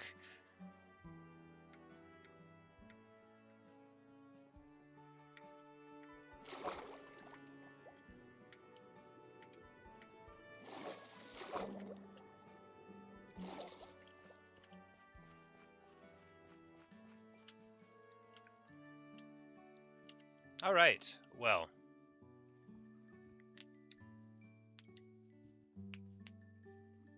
Yeah, except I think Conquest died in a cavalry-related fight. But yeah, they are. You know what? Before we end, we can just go and take a look at them. I might have went with Pestilence over Famine. Yeah. War, Conquest, Death, and then I think I went with Pestilence for the name. But, so War's over there, or Death rather, and then we should have one in the basement of this house.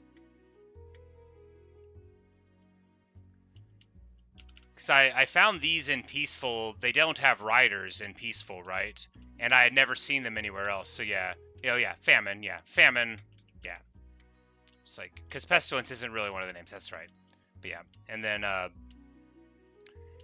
and I was trying to get him struck by lightning. I didn't know at the time that the horse generates in the storm, and then as you approach, it's struck by lightning, and then the riders appear and stuff, because I was in Peaceful when I first saw it.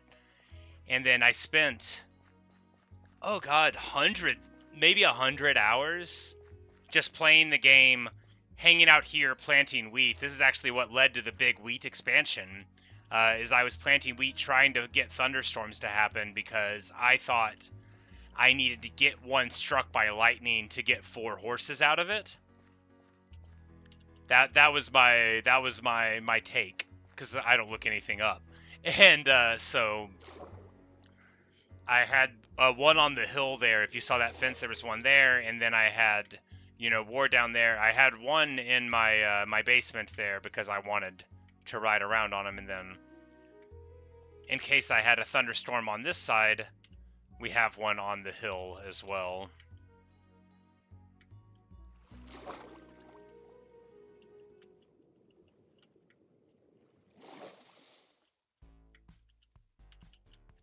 Bunch of dirt in that chest, which will be fine.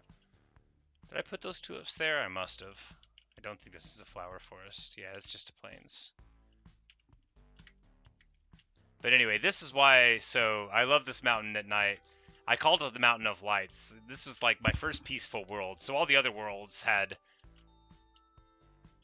you know, monsters in them and I was dying. But I got here, I didn't know they were flowers. I just thought it was a beautiful thing. There was a bunch of trees here and everything, but you know, I had built a little dirt shack and was working things out. And then as the moon rises on the first night, you know, you look over and there's this beautiful mountain of lights. And, you know, without all of this light here, it's shown all the brighter.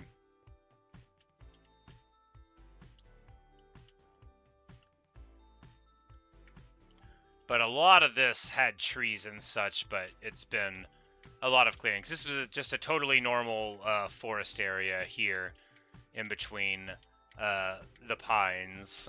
But we knocked it all down, or much of it down. And then we've got a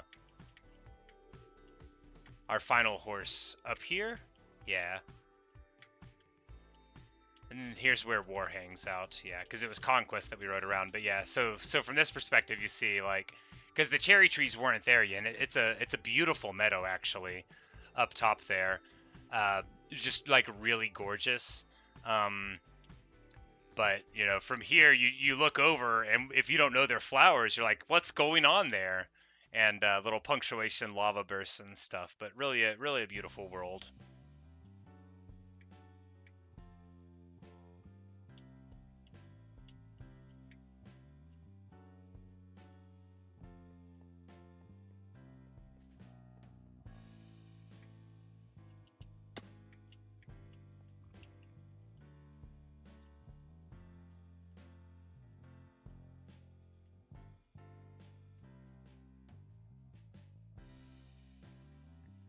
But I think we'll save going up there for another day. It's really just a meadow, you know, it's nothing particularly special. But, yep, War's up there, the cows are up there. He's, you know, he's having a good time. He's ready, too. You know, he's watching over the house. If anybody ever shows up, he's just gonna leap that fence. He knows how.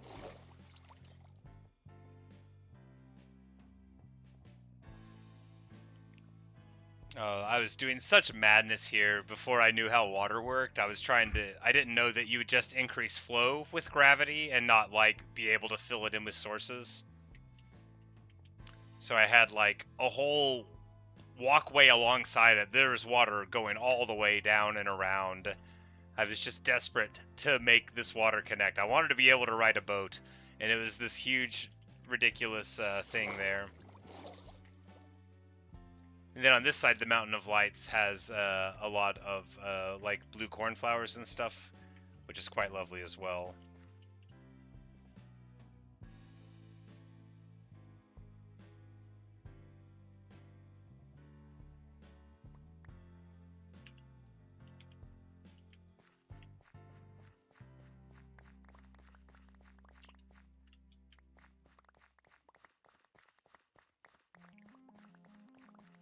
Yes, indeed. Fireflies. It's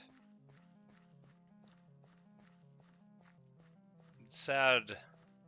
Sad what people have done to our world.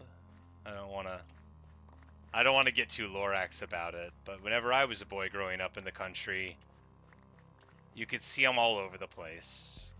And now if you drive down that same road, well, a lot less. A lot less. It's very sad.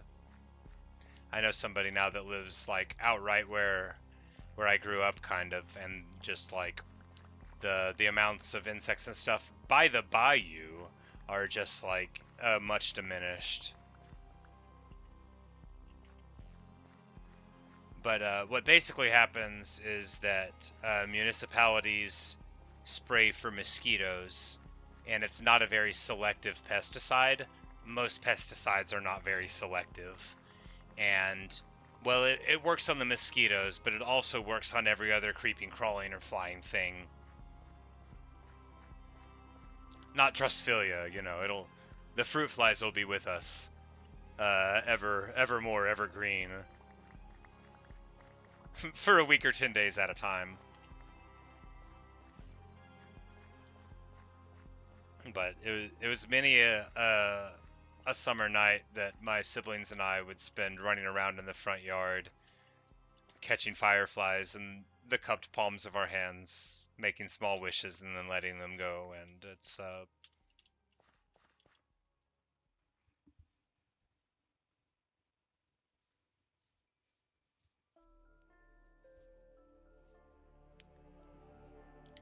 oh, you're talking about like a Minecraft thing. I meant in the real world.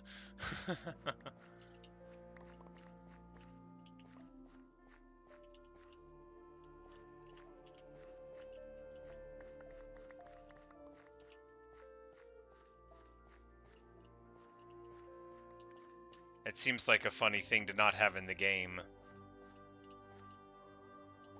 Because, I mean, there's a lot of animals that are poisonous, but if you don't eat them, then they're not bad for you. If you think about it, it's really the frog who should be issuing an apology.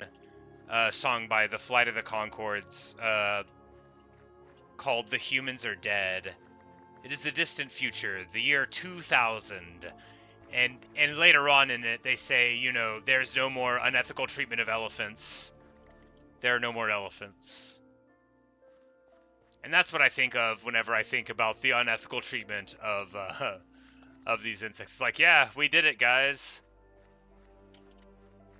There's no more firefly-related crime.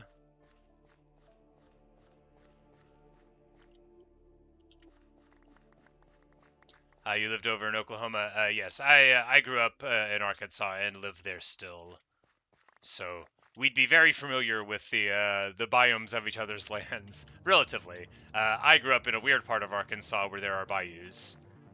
There's actually a lot of bayous in Arkansas, but often people do not think of that particular swampy biome when they think of our state. I actually don't know what people think of when they think of Arkansas. They probably think, where? I mean, not like someone from Oklahoma. Obviously, you would know where it is. But, yeah, because I grew up out in the country. As we say, it wasn't, like, absolutely middle of nowhere. But, there were no houses between our house and the bayou, is how I say it, because that is how it was. We had our field with the goats and stuff, and then there was a bit of forest before the bayou proper started, but no houses between our house and it. And sometimes before they rebuilt the levees in the mid-90s, they would break and flood with like autumn rains, and the swamp waters would just like cover the road. I have memory of before I went to school, I would have been for my father taking my older sister and brother and putting them in a canoe and paddling the canoe up to high water mark where the school bus was, because school didn't cancel. Most of the school system had nothing to do with the bayou. We were on the outskirt, and Dad would go and take the canoe up and bring them up to the school bus stop, and then whenever the school bus would come, he would paddle them back home until the water went down. That was a funny little time.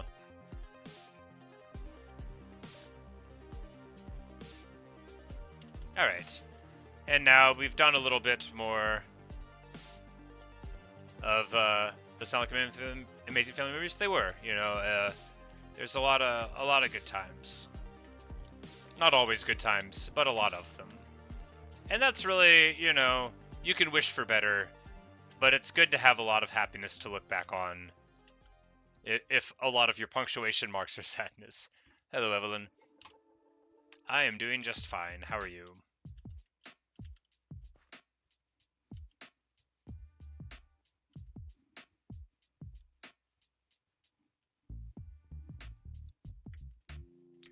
But, I mean, growing up by the bayou was sweet because, like, if you just wandered off into the woods behind home, you could get into all sorts of shenanigans. I mean, you couldn't swim in the bayou. It's a swamp. It's disgusting. You wouldn't have wanted to. Mama didn't have to tell you not to swim in the bayou, all right? But, you know, just walking around, the most fun, what I loved more than anything in the world was, so there in the mid-90s, before they improved the levees, and they would flood and such, not always all the way up to the road, but you know, they would flood, and then winter would come, and sometimes, you know, it would freeze over, so you could walk back in the woods behind our house on top of, like, this level of ice, and sometimes it would break in and you'd fall into the water a little bit, not like in a dangerous way, but just a little bit, you know, just like a foot or two of water. You would have been fine. But like, I would have a friend over, and they would be staying the night from school in the winter, and I would make up multiple grilled cheese sandwiches. I made really good grilled cheese sandwiches, and we'd wrap them up in foil and put them in our jacket pockets, and get little thermoses of hot chocolate, and we would just adventure out on the ice behind the house and walk over frozen parts of the bayou safely. Only the outskirts, not like the middle part, and we never fell in either. And as far as things go, that was a pretty safe one.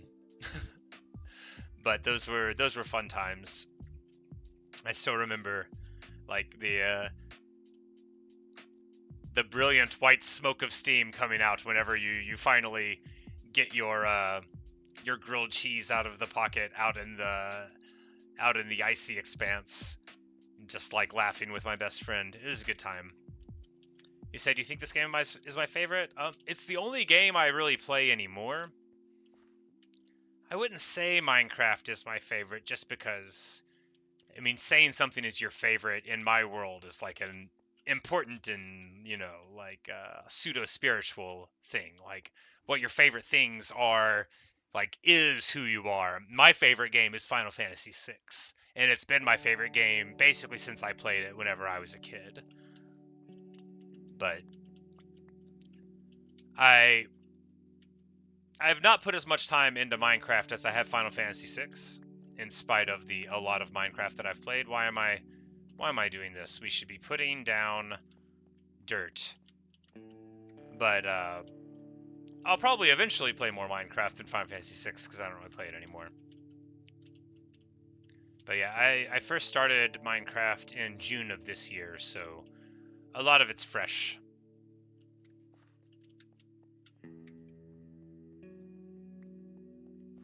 And I need more dirt.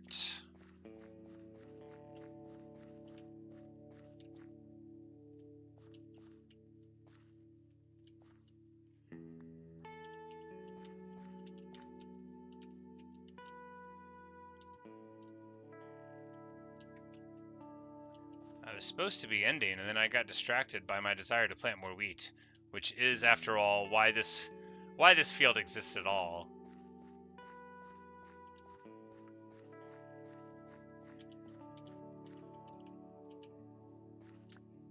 I know you're thinking, if you were just going to plant wheat on top of this whole side of it, why flatten the land in the middle at all? Well, I've already talked about how I think that was a mistake, so thank you for pointing it out.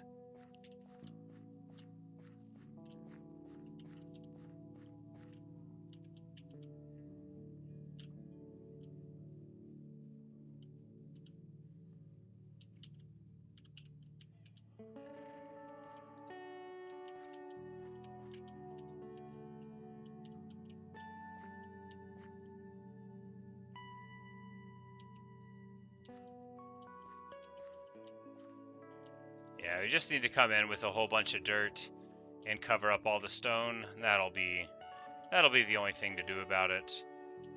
Because trying to dig it down, that's just kicking the can down the road, right? The problem of stone will remain as long as we're still in this section where we knocked down the top level. We shouldn't have to deal with it too much further as we go. There is a beach along the way, but we can, like, sort of just ignore that.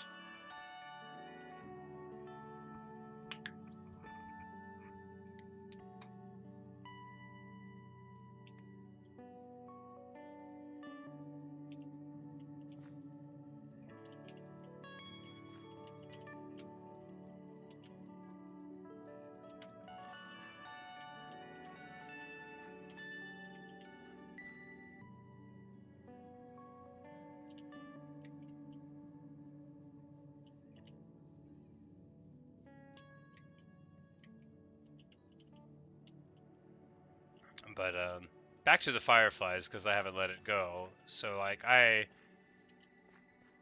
live in the town that I grew up in, or rather that I went to school in. You know, like I said, I grew up outside of town.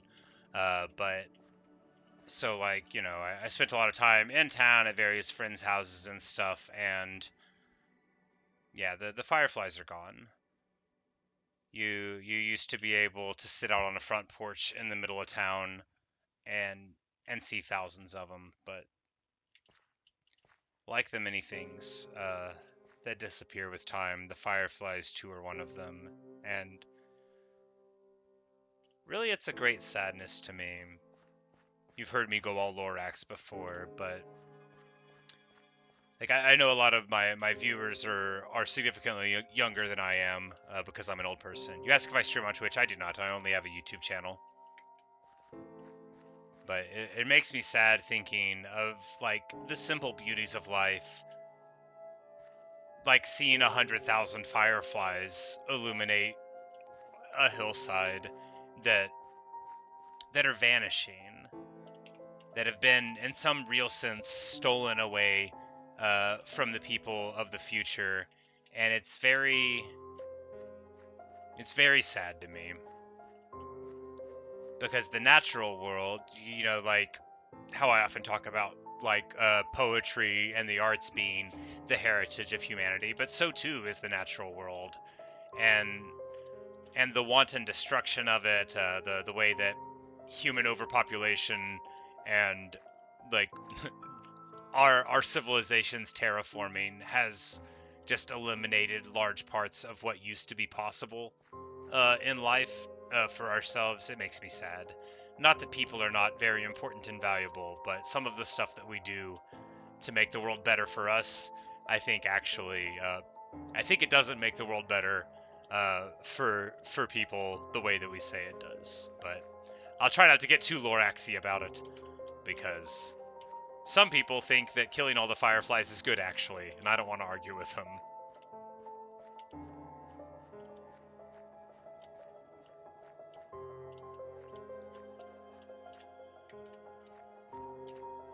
I mean, I do. I desperately do want to argue with them, but not right here.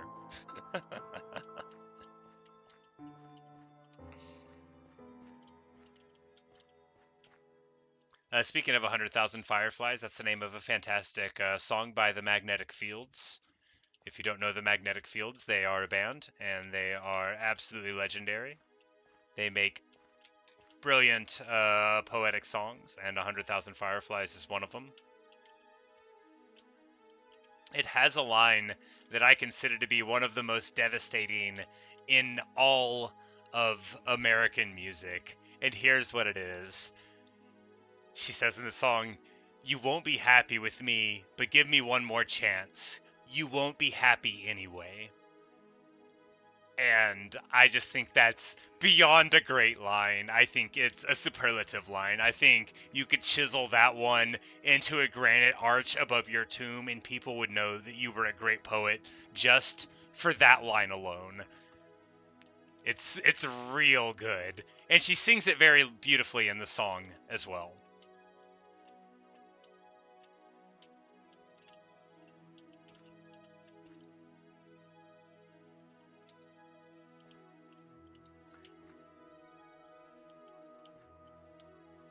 What's it you say? Generations never get to experience the wonders and beauty of the world that's been destroyed. It's quite sad. Yes, absolutely.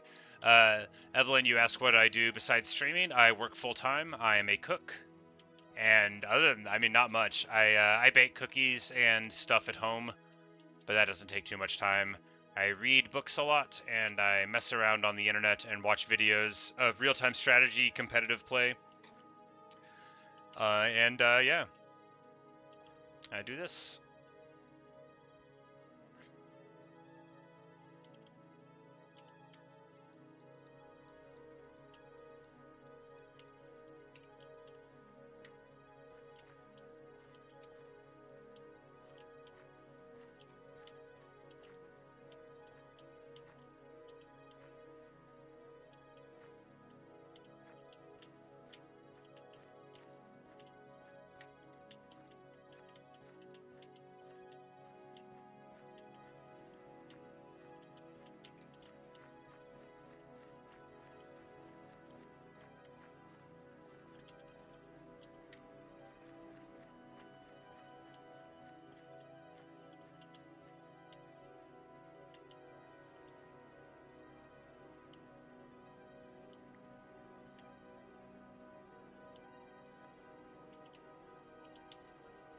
You know, I was thinking about playing hardcore later, but now I'm just thinking, I mean, why don't I just plant wheat for another hour? Having a good enough time after all.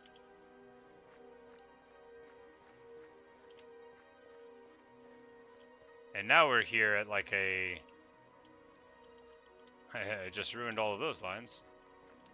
At a straight line place again. And when you get to a place where you can plant in straight lines for a bit after a period of mountainside stuff, it's so nice. You really feel like you make a ton of progress. You just move so quick.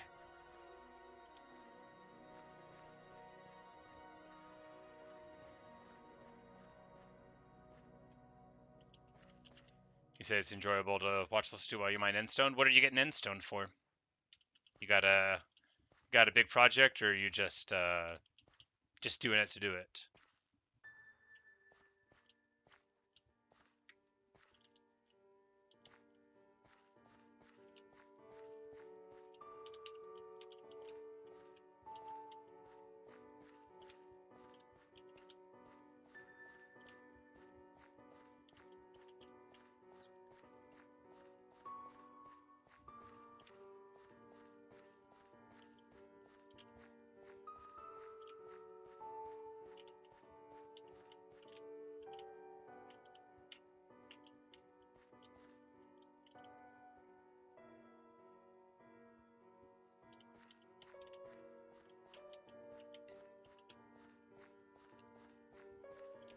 Yeah, this should be what I stream in the mornings before work, so that I don't have to get any sort of emotions about being stressed or time constrained.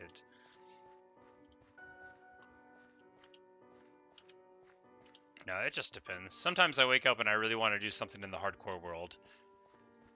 Often, often I spend all my time thinking about it. It's just... that was a rough hit earlier today on my emotions. I just needed to step away from it for a second. Ancient city you live in, you're gonna build it entirely, but like color swap it. I love that. I love the idea of just like brick by brick, replacing it all with a slightly different material. It's very me.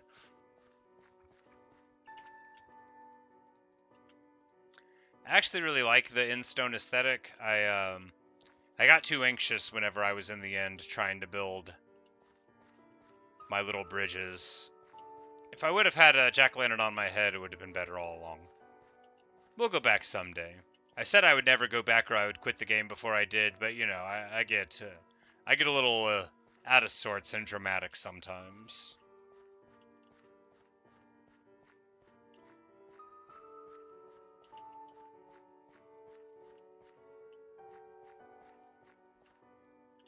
Which, one of my favorite things about making these videos is that people share these nice opinions with me that are things that I have never heard said about me ever in my life. Like, you're a really chill guy. You seem like you're in a good mood. You know, stuff like that, like that I never have heard people say to me. So it's pretty interesting. So it's very nice.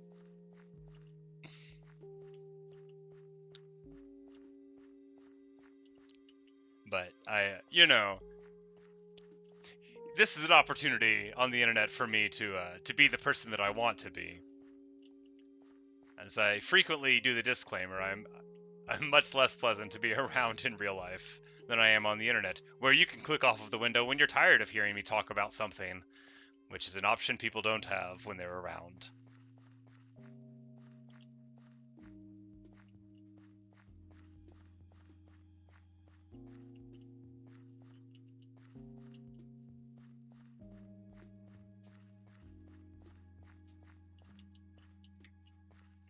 Although, recently in real life, a lot of what I talk to people about is Minecraft anyway. And I'll just be like at work, and some kid that I don't know or talk to like hears me talking about definitely Minecraft, like so many words in a row that have to be Minecraft, and they wanna talk to me. But you know, since I haven't introduced themselves to me, they're too intimidated to it because I have a reputation as an unpleasant person, which I've carefully cultivated for my entire life. Um, you say I'm a salmon cook. It's a stressful job. Yeah, for sure. It takes a lot out of me to do my job properly, and without getting all like lame sounding, it is very important to me that I do my job properly. Like a huge part of my self-image is tied up in my ability to do what I said I'm gonna do. You know, to be reliable. Whether or not I'm gonna remember all this stuff is irrelevant. You know, no, I'm conscientious at work. The scatterbrained stuff that you see in Minecraft always exists in my life, but I have like a regimented way to be at my job, which helps me out a lot. But it does not involve being polite to others. That takes too much effort. Because I don't even like think I'm good at being a cook. I mean, I do, but I'm not like, it's not one of my natural aptitudes. I certainly had to learn it. It didn't just seem as though I was good at it like a lot of stuff that I do in life does.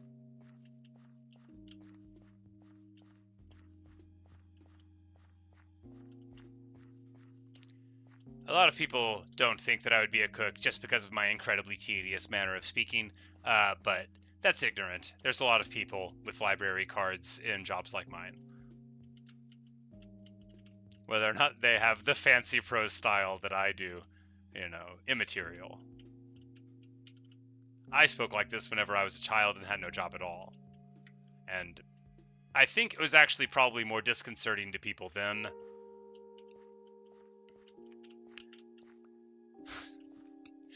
A strange adult man that talks like an encyclopedia is one thing, but a strange child with the same haircut and no mustache that does it, it's a little more unnerving. If I would have had a mustache as a child, I don't know if that would have helped, though. It may have just made people even more unnerved. I should have worn one just to see. But I didn't know I would want a mustache until later in life. There's a great Calvin and Hobbes I think about all the time, where he's looking in the mirror and he goes up to his mom and he says, because Calvin's 6, you know, and he's like, Mom, I think I'm going to grow a great big beard, like the guys in ZZ Top. And she says, that's great, Calvin, you should get right on that. And he's in the mirror and he's like, I thought you would have put up more of a fight than that. And I really love that comic strip. That's a good one.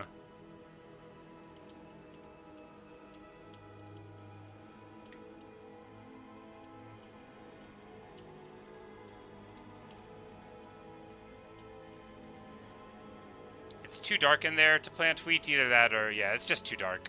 Because they don't need space over them, but at a certain point of blocked darkness, it won't even let you plant the wheat seed.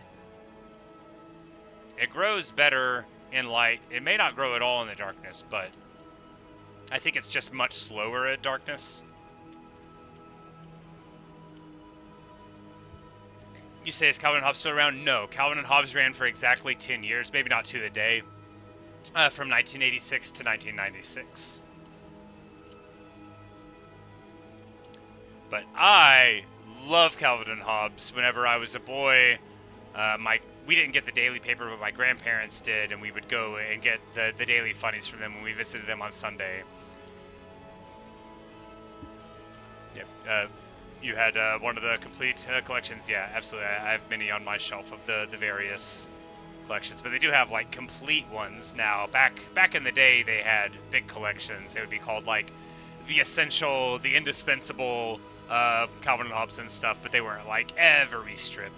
But I love them so much. I used to, like, I would wake up Sunday morning and I would just like run outside to the yellow mailbox where the paper would go, because of course they don't use the regular mailbox, they use the newspaper mailbox. And I would be like pulling it apart, trying not to have anything fall out on my way from the road to the house, because it wasn't like right up on it or anything. And I would be like reading the funnies before I got inside, so that I could read the Calvin and Hobbes before anybody else, and nobody else could, you know, ruin the joke for me. And then Sunday afternoon, we would go to my grandparents' house, and my grandma would give me the daily strips, and I would get to read all of those. I loved them so much. I thought they were the funniest things, except when I didn't understand the jokes because I was a child, and then I would make my mother explain why they were funny to me, or I would look up stuff in the encyclopedia or whatever so that I could get the joke. Because I knew Calvin and Hobbes was hilarious, so I knew if I didn't laugh, it just meant that I didn't get it.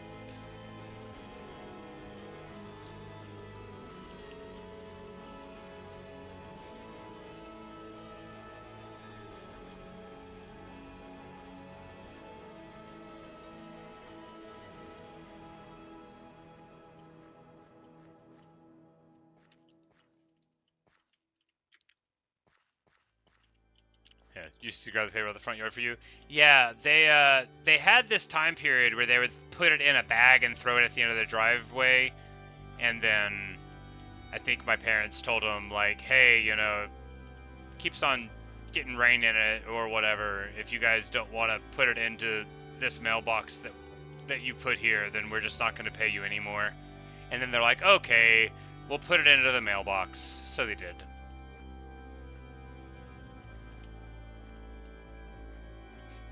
The end.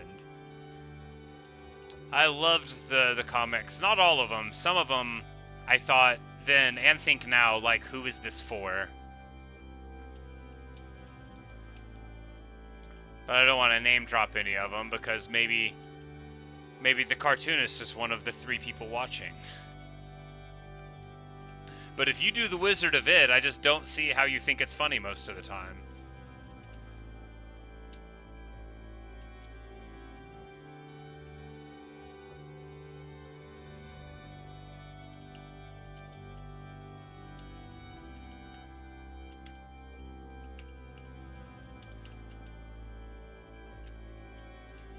But no, the downfall of Calvin and Hobbes, it was very formative for me because he was quite public about it. They wanted him to syndicate nationally and do all of this other, well, he was syndicated, but they wanted him to do all of this merchandising stuff and toy deals and all of these kinds of things. And he was like, no, advertising's bad and sales are bad. I just want to do art. And they were like, you have to do this. We're going to make so much money and you have to do it. And he was like, I am Bill Watterson, and I don't have to do anything at all. And he retired. He said, I'm hanging it up. I don't care that you want to give me, you know, more money than you thought I could say no to, because I can say no to anything. You're not going to make me do something with my art that I don't want to do. And he retired and stopped making Calvin and Hobbes and basically stopped making anything for anyone at all. And that's a big inspiration to me. I love that about him. I love that he defended the thing that he created from people just trying to exploit it for money. I love that he saw that they didn't love it the way he did and that he was able to do something about it, because I think it would be really heartbreaking as an artist to create something beautiful and then watch somebody dash it right in front of you and functionally ruin what you saw as the heart and soul of your work and your life for money. And Bill Watterson's stance against that has certainly informed my lifelong stance against that, because Bill Watterson is my hero. He made Calvin and Hobbes. If any other heroes are out there, they are secondary to Bill, because Calvin and Hobbes, that's like the central arc of my whole life, was that comic strip. I love it very, very much.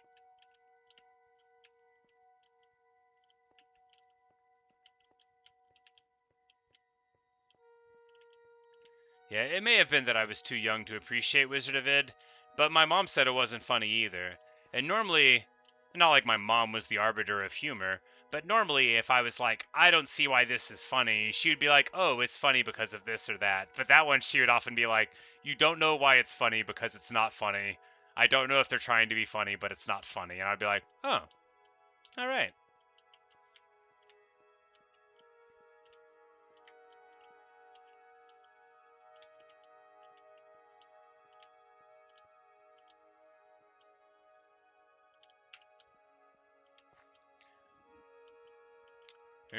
I'd ask, like, why is Beetle Bailey funny? And she would, like, sort of look over at my dad and be like, some people think it's funny when the husband's an idiot. And I would just be like, ha, ha, ha, ha, ha. Now I get it.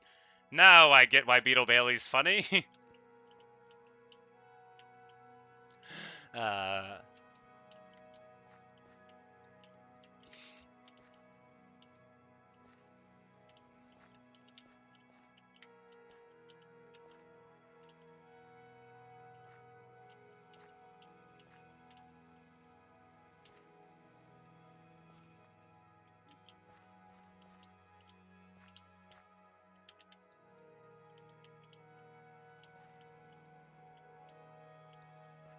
but yeah, a couple of years ago, I had been talking about Calvin Hobbes all the time with one of my friends at work. and then I let him borrow it, and he was into it. And he was the guy that I read One Piece from his recommendation, because I had been seeing it all over Reddit and stuff. And then I heard him talk with one of his friends. I'm like, hey, are you into this One Piece thing? Because we weren't like really good friends at this point. We were friendly acquaintances. He played video games, I played video games, that kind of thing. And then I started playing Dead by Daylight and reading One Piece, and that's what I did for like 6 months. And I got him reading Calvin and Hobbes. It didn't change his life as much as One Piece changed mine. Not like One Piece changed my life, but I do like it a lot. I still haven't like watched it. I don't like it that much. I like reading more than I like watching things.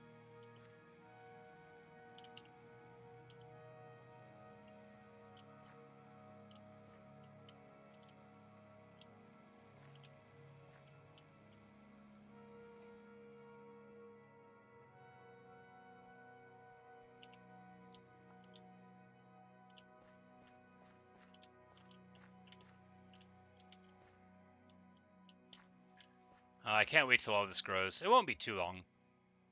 You know, it's probably more than twice as fast whenever you irrigate it, but I literally don't care. It would take more time to irrigate it than it would take to plant more, and we can always irrigate it later if we deem it necessary. Like, okay, now we'll accelerate the final stages of growth. Couple floating wheat blocks, very nice. You never know when you'll want some floating blocks of wheat. It really ties the room together.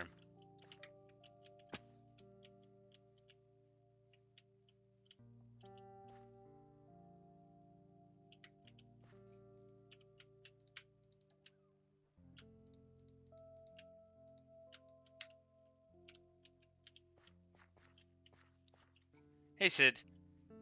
Yes, it's finally the wheat planting stream. After the tragedy of the mooshes, I needed a break from the other world. I just wanted to come here and plant some wheat. It's going great. I don't think you were in the stream actually, Sid. It was terrible. It was so terrible. There are grave markers over both of the mooshes now. I made a huge mistake.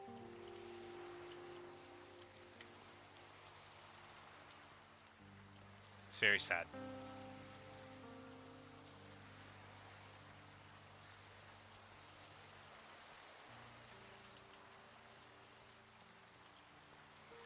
Got handsome blue-eyed cat here, made all of yellow. Very nice cat, very handsome. Very in my way of wheat planting, but that's okay. That is just cat-like behavior.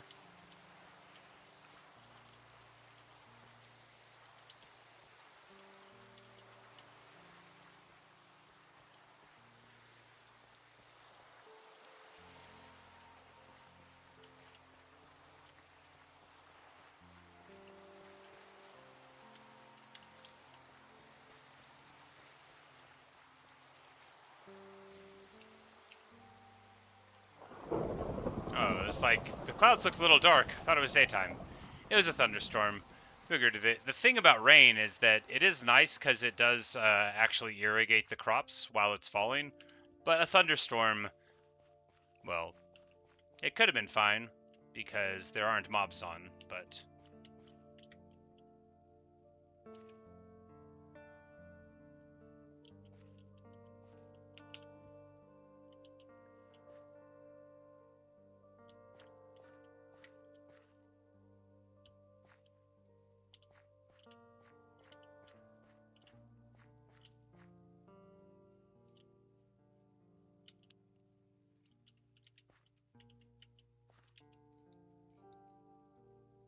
yeah, it's all the more galling for all the times that I do reference Final Destination.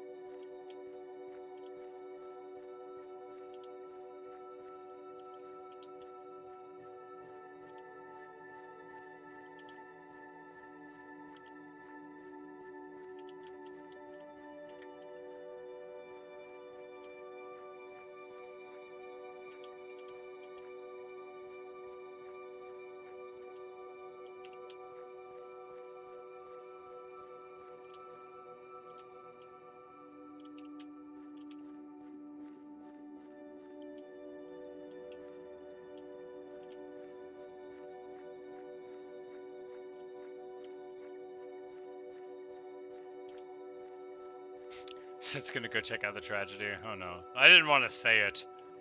It still hurts. Fortunately, like all of my bad decisions, they are immortalized online.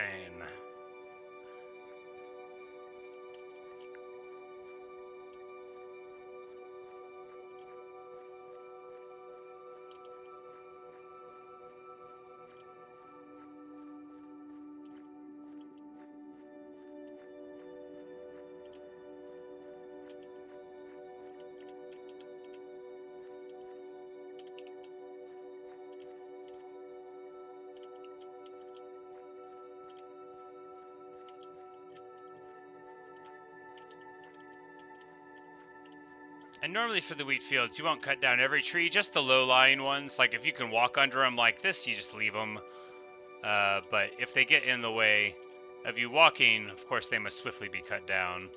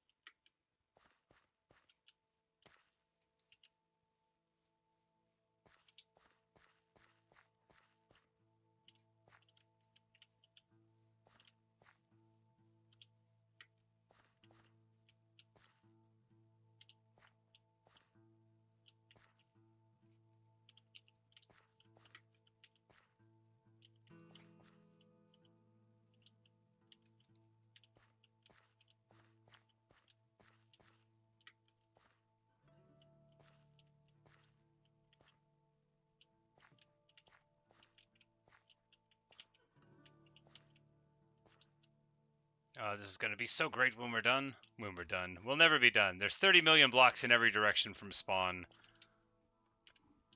And we're barely a couple of hundred.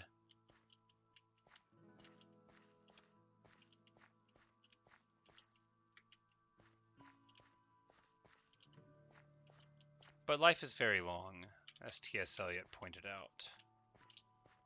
So it may be that on a long enough timeline, we will have time. There will be time, there will be time. That's from a different poem. Also by T.S. Eliot.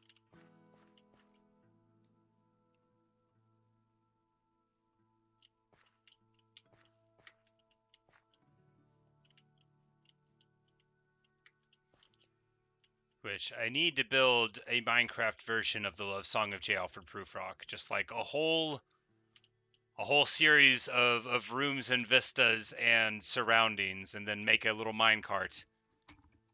And then I can read Prufrock while we go and see my recreation of Prufrock in Minecraft. That would be so very me. Without my voice involved or my face, people that knew me would still know that I probably made that video. I hope somebody else hasn't done it already. I know other people are really into Prufrock, but I haven't met that many people that are quite as into it as me.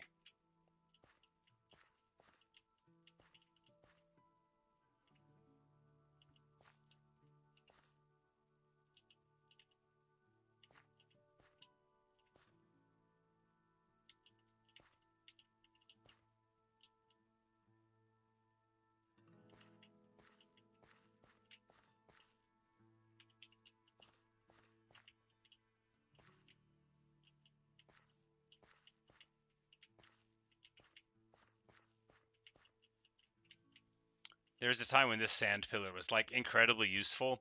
I hadn't turned up the render distance yet, even though my computer is quite strong. So I couldn't see, like, from here to there. I would have to have more frequent markers. In the other direction, there's many more pillars. That was like the first way that I arranged out. This was the second one. The island of giant trees and such is all out that way. Although it might connect here on the ocean. I don't know for certain.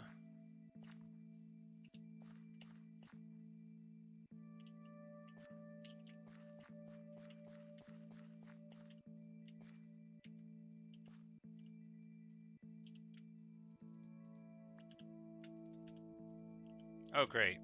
No sooner had I done this, but this joker comes and stands on it.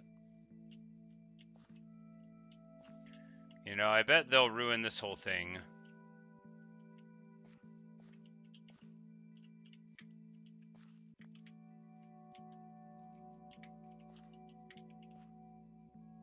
These are the hardest ones to get wheat on. Just because it takes forever to go around those corners as you're going down the sides. But that's where the beauty's at, right?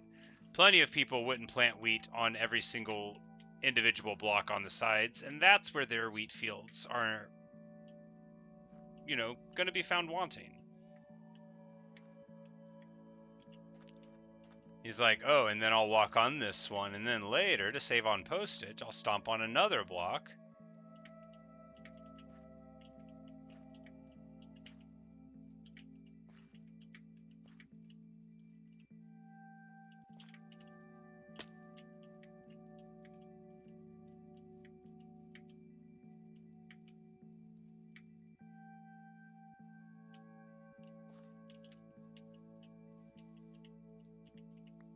Like, is he immediately going up there again?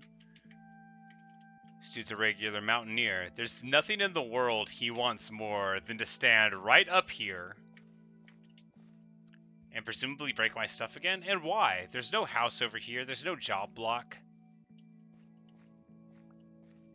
I guess he just likes to look down at the golem.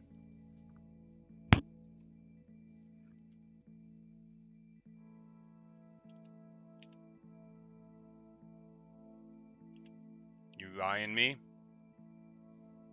Don't make me hit you with a shovel. Byaw!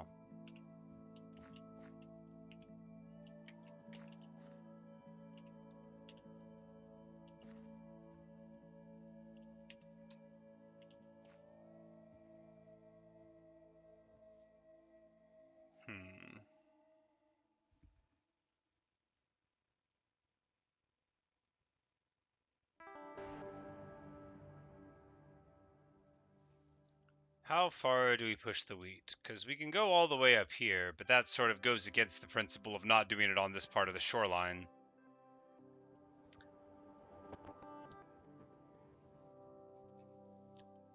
Yes, the villager is admiring the wheat. You are correct, but why did he have to admire it up here, where I wanted to stand and admire it?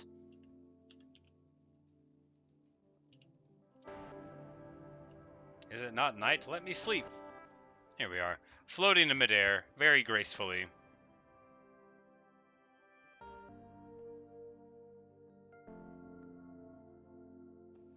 When you get out of the beds, do you face west? Or east? Or any direction?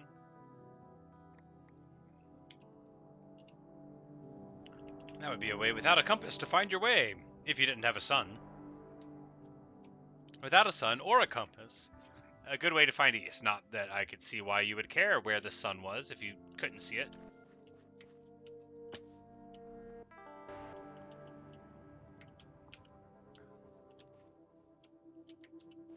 It's actually 1,000 times easier to plant wheat in third person than in first, because you can just, you know, it's a lot easier to jump up and around into the weird areas to not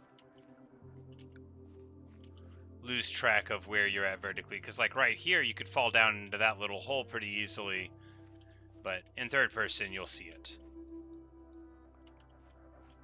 You don't need precision, because everything that you touch needs to be wheat anyway. And there are no accidental wheats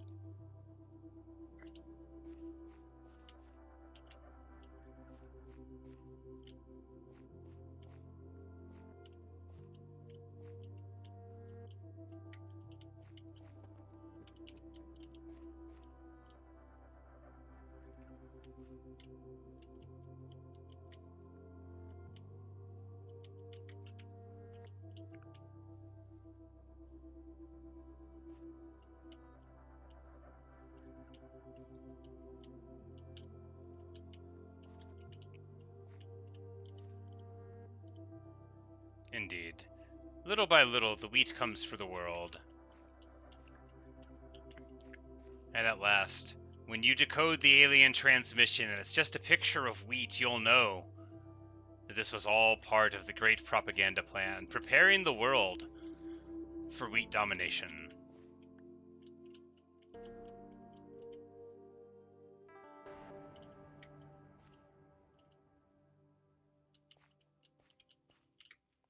They tried to warn you, but you were too busy looking at the beautiful amber waves of grain to notice. It's like the stripes on the Yankees uniform. Or whatever he says in Catch Me If You Can.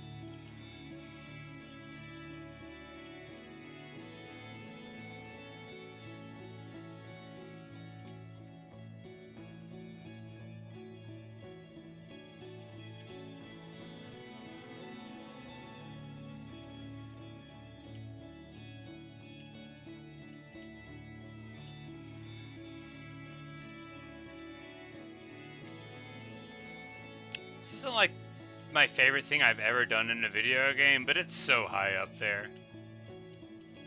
Not least that it's not just doing a thing, it's all gonna become wheat later. You could do anything with it. You could grow more of it, you could sell it to a villager, you could feed it to a cow. The possibilities are endless.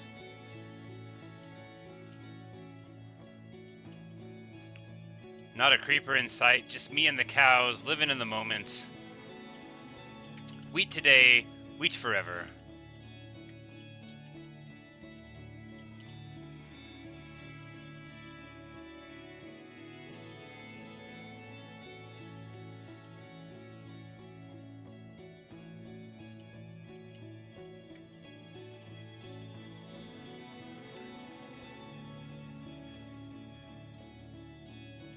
Actually, I wonder if I have a whole bunch of seeds near the Great Chicken Farm. We'll go over there next. And if you're wondering if I prefix all of the things I do with the Great, only when they're immense in scale.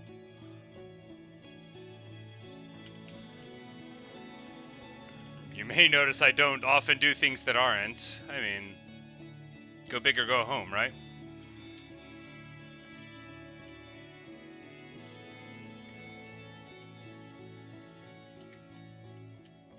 The hoe's gonna break before too long. Does it have Unbreaking 3? Yes. Only Efficiency 4, you know, I don't know if you need 5 on it.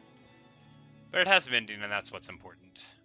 And Unbreaking, that's important too, because otherwise, you know.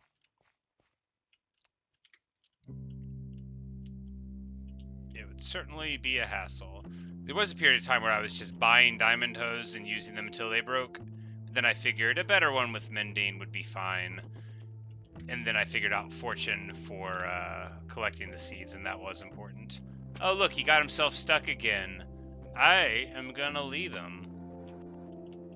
He can find his own way down. Or not. These villagers think they're a kitten in a tree or something, the way they act sometimes.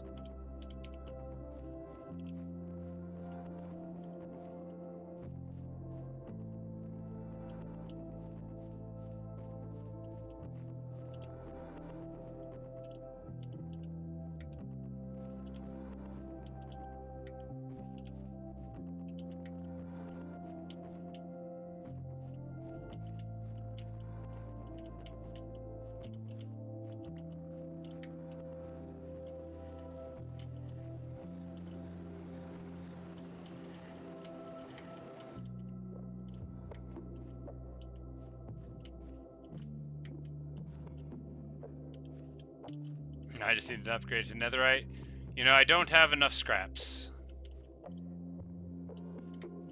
Also don't have a netherite upgrade in this world. I know they exist because I found a couple in bastions in my hardcore world, but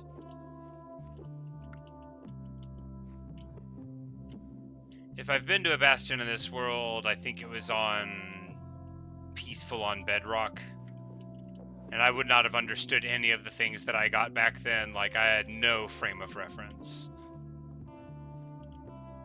And I wasn't recording when I went into the nether then either, back on Peaceful, so I had no one to tell me what was going on. It's entirely possible that I have a netherite upgrade just sitting in a chest somewhere in the nether, because I would get super lost. In Bedrock, you don't have an F3 screen, so I would just get so lost, go around until I found more obsidian in the nether to build a nether portal with, and then just like go home overworld, because my compass would work there.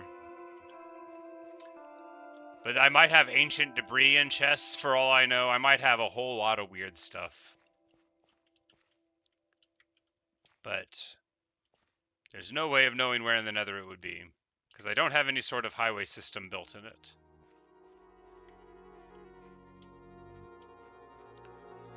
Although, you don't really need one if you just have plenty of obsidian with you, because if you get stressed out and annoyed by the nether, you can just always build a portal out.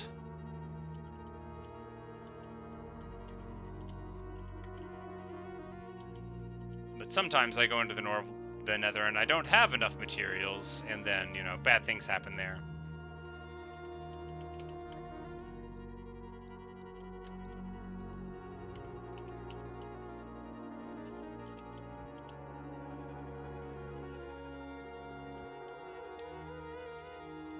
My first time out of the nether, I was thousands of blocks away from home when I finally found my way out. I'd been in the nether for hours and hours. I was thinking about just dying to give it up. So I had all this stuff. I had diamonds. I had all of this cool stuff. I had never gotten most of this stuff ever before. I was loaded. But on my way home, I was crossing the ocean, following my compass, and I saw an underwater monument, which I had never seen before. And I was on Peaceful, so there's no Guardians or Elder Guardians. But I didn't know that door technology worked at this point, and I went inside and got lost and drowned. And I had slept in a bed at a village after I came out of the nether. So I was too far from where I drowned in the ocean to pick up all the stuff that I brought out of my hours in the nether. And I was too far from home. But then I was complaining about it in Discord, and my friend said, hey, if you just blow up the bed that you're on and die, then you'll revert to spawn. And so that does work. Not in hardcore, of course. You can revert to spawn again, but in a survival world. And of course I would have lost what I had in my inventory, but I had already died and lost everything in my inventory.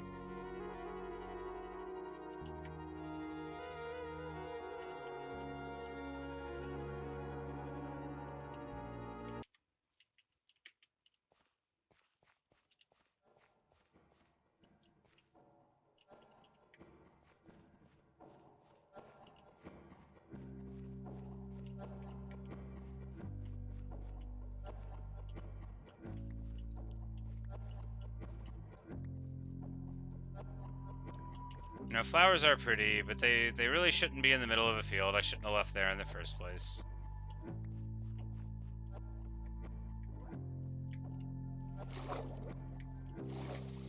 Now we can see eye to eye with each other. Let's have a little chat. You and me, Golem. You and me. Let's just talk. How about you get out of my way? No, he won't.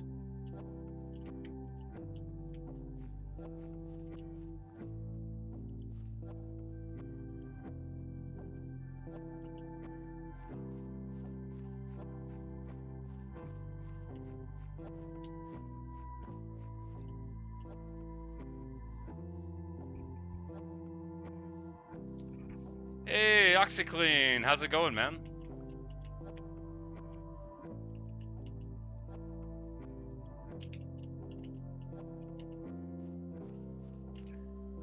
We're just doing a peaceful little wheat stream here. So I got too sad earlier. I needed calm.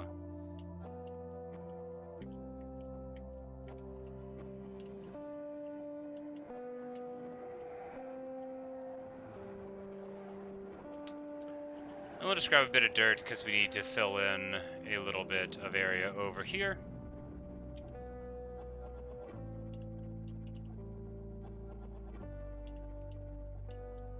Oh, I've made a huge tiny mistake.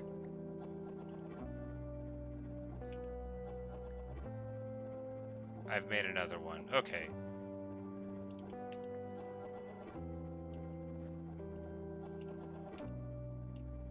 I had all these things. I wanted to put flowers down, but I had all these things that had secondary uses that precluded the flower making.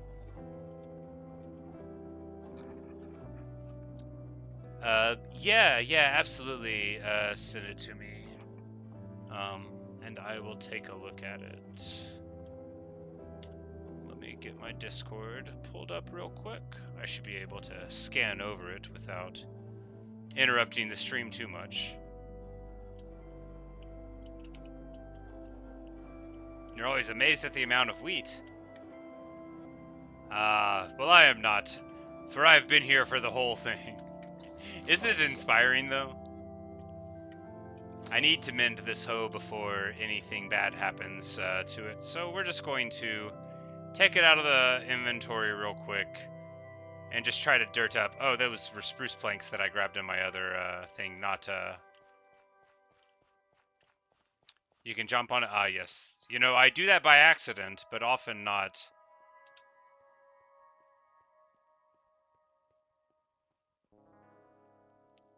by intention.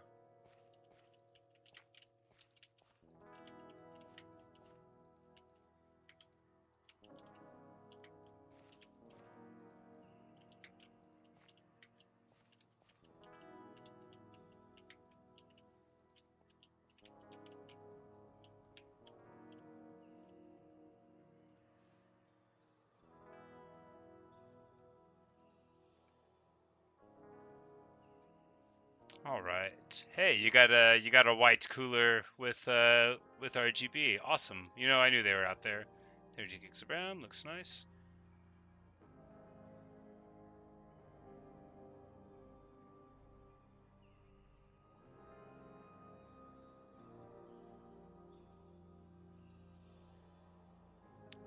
Yeah, looks like a good build.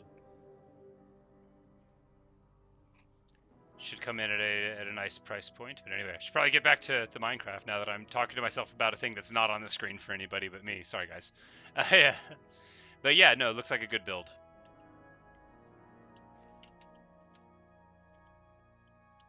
But back to wheat. Regularly scheduled programming.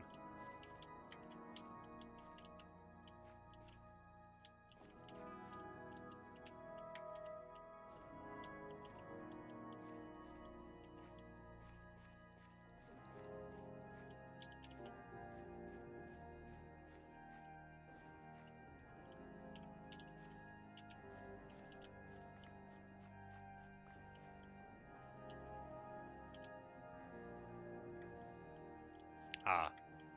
Well, you know, that's a good place. A good place to keep the stuff. I was like, I figured there was a reason why the GPU and stuff wasn't part of the build. It said that it was previously selected. But yeah, you know, seems like it'll do what you need it to do. Best thing for any computer.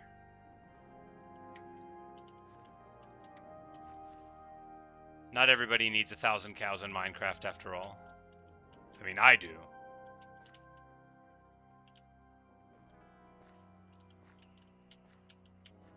Thank you for your wishes, and I hope you sleep well, my friend.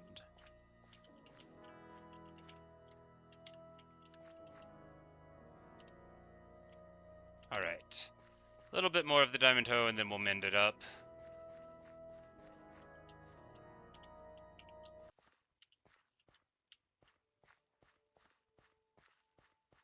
I absolutely have broken my hoe wheat farming before, though, with mending, with like all the fancy things on it, because I just wasn't paying attention, which I might do here, you know. Because at this point, I still got several hundred more uses, probably. I've broken a few very nice shovels also, because shovels, you can go from this level of usage to none at all in a pit of sand in a matter of a minute. 2,000 uses on a shovel ain't anything at all. Not like a pickaxe, where, I mean, netherrack will chew through it, but basically everything else has a little bit more resistance.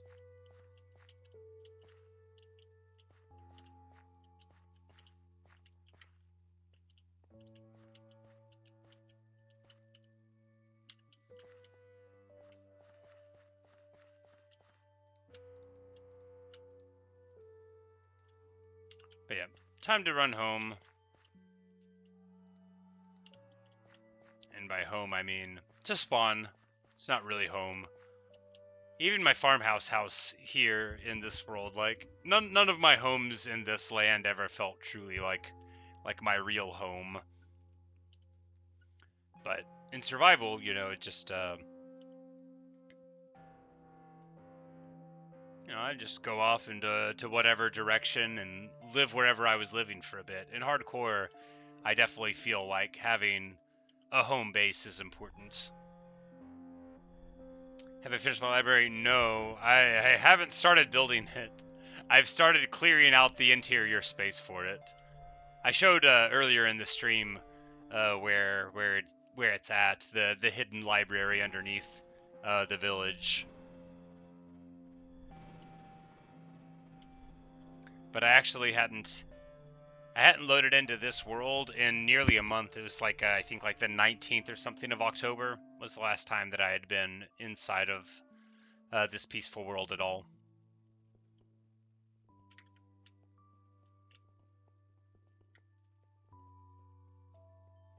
And here we have the field of an average amount of cows. Where's my wheat?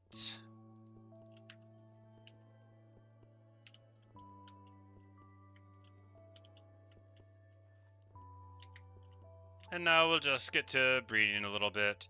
And as you run through the field, you reflect, man, if you hadn't built a moat here, this would be a lot better. Well, yeah. Yeah, it would. But you can't go back in time, or so it's been explained to me. All you can do is pop around, feed the cows you have access to, and lament the fact that you built your enclosure long before you understood the mechanics of the game. It's just some cows. Look, I know some people think this is a lot, but I can imagine more cows.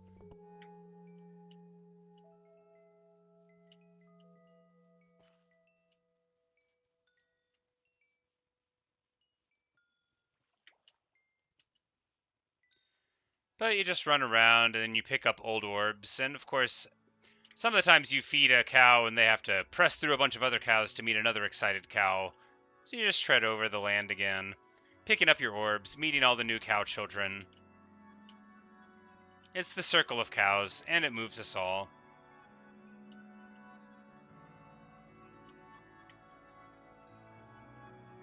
It's just a very, very normal amount of cows.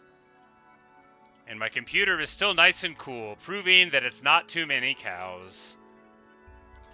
Well, it's a big field, and there are only like 1,000 cows here, right? And on this side of the field, we've got... It won't F3. It doesn't want to reload everything. Okay, there it is. I just got rid of my UI. That's what it was.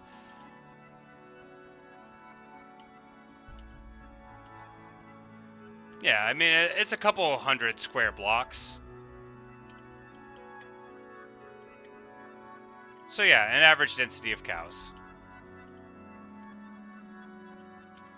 Because I mean, 1057, I usually go up to like 1200 or 1300 before I start culling the herd. And then I'll crack like sometimes half of it at a time and go down to like 800. And that's a sweet spot. Because you just do, you know, 400 breeds, and then you get up to 1,000 cows. 400 more, you're at 1,200. It's pretty easy to do 400 or so, just in a little run, and that should be enough to mend most of the tools that you have. Because I mean, not all your stuff should be getting wrecked all the time, right?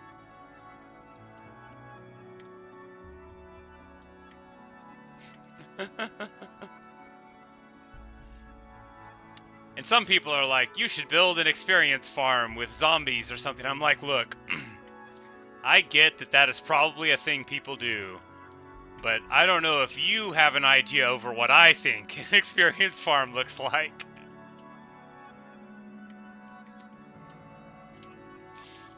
But yeah, and that's with no cramming at all. You could go to like 13 or 1400 before you'll cram.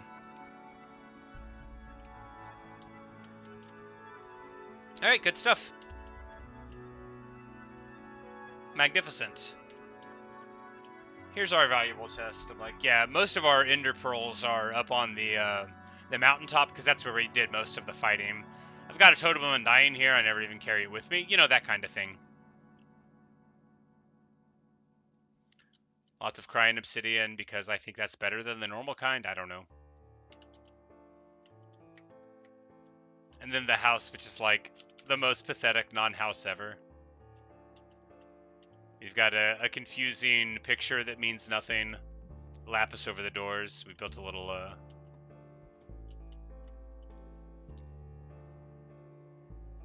like I say, it doesn't go anywhere. It does go somewhere.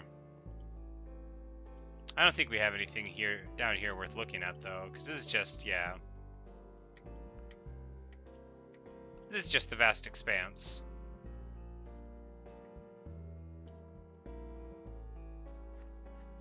Yeah, it's just a mine.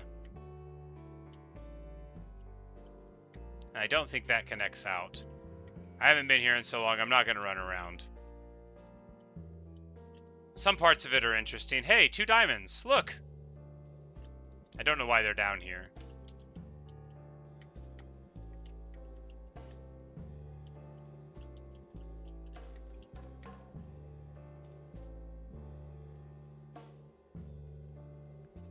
But this connects in some place to the other one, right? And this connects to this little outdoor entrance. And they both eventually connect down here where the real mine is. Don't ask me why I built all of those things.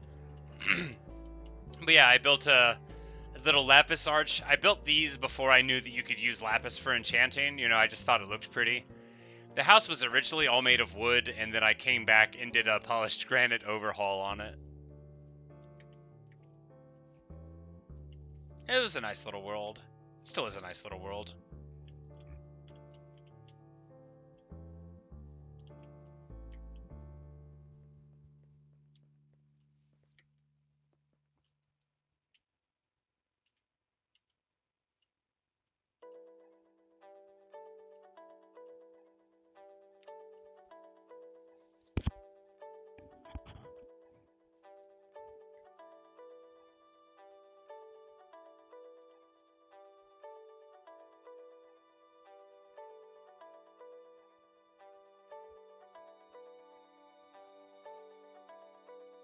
I really love Wheat Mountain.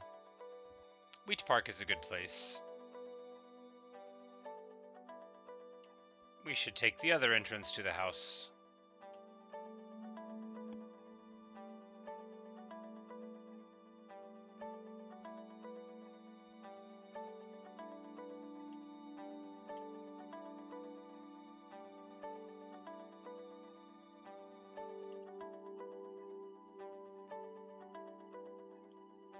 But yeah, the great thing about my experience setup, you know, is that as part of farming wheat, you get wheat, and then you can just run over and mend your tools up. It takes no time at all, you know, to get a ton of experience from a field like that, and then you just run right back to it. I always think that door's a creeper, but it's just oxidized copper.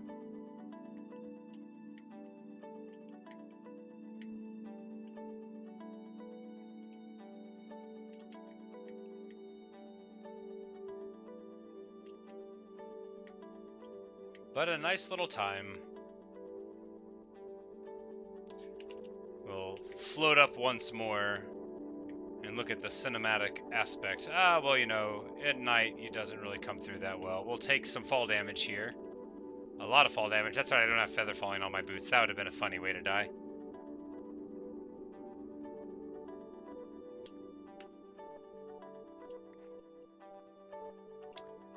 Mess up the pathway. I forgot it did that. Let's gonna go ahead and fix the pathway up. Yep. So spectator mode. There in the distance, wheat. Here below us, wheat. You see here where this is where we actually farm, is right there, right here, and that block there. That's the actual wheat farming. And then all of that has always been mostly theoretical. That has never been farmed.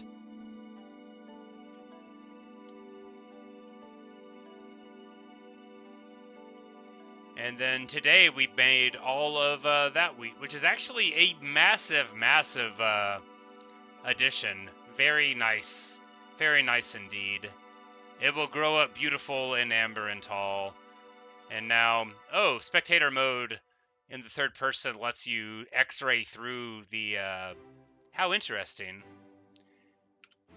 You can x-ray through when you change the camera and remove the water from looking at it. And here in the second person, you can do the same thing. So, like, that's so cool.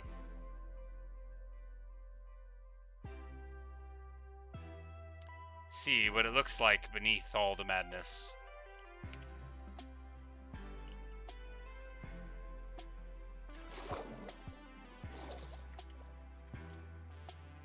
A great success.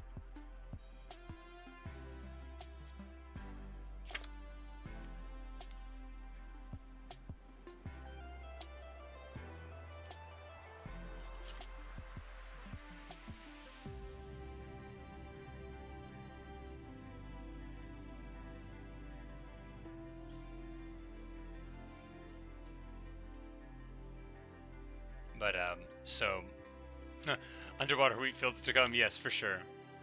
But we're coming on the end of the video, as it must be, and I wanted to share a poem with you today. Edna St. Vincent Millay again. I know I'm always doing Millay, but I love her a lot, and she's one of the books I have around, so we'll do here. This one is called Eelgrass, but before we do it, let's get a different song, one of my favorite ones in the collection. It's called Patent Doll. I think it's quite nice. And it's not really calm enough for this though, is it? No, we'll go with a different one.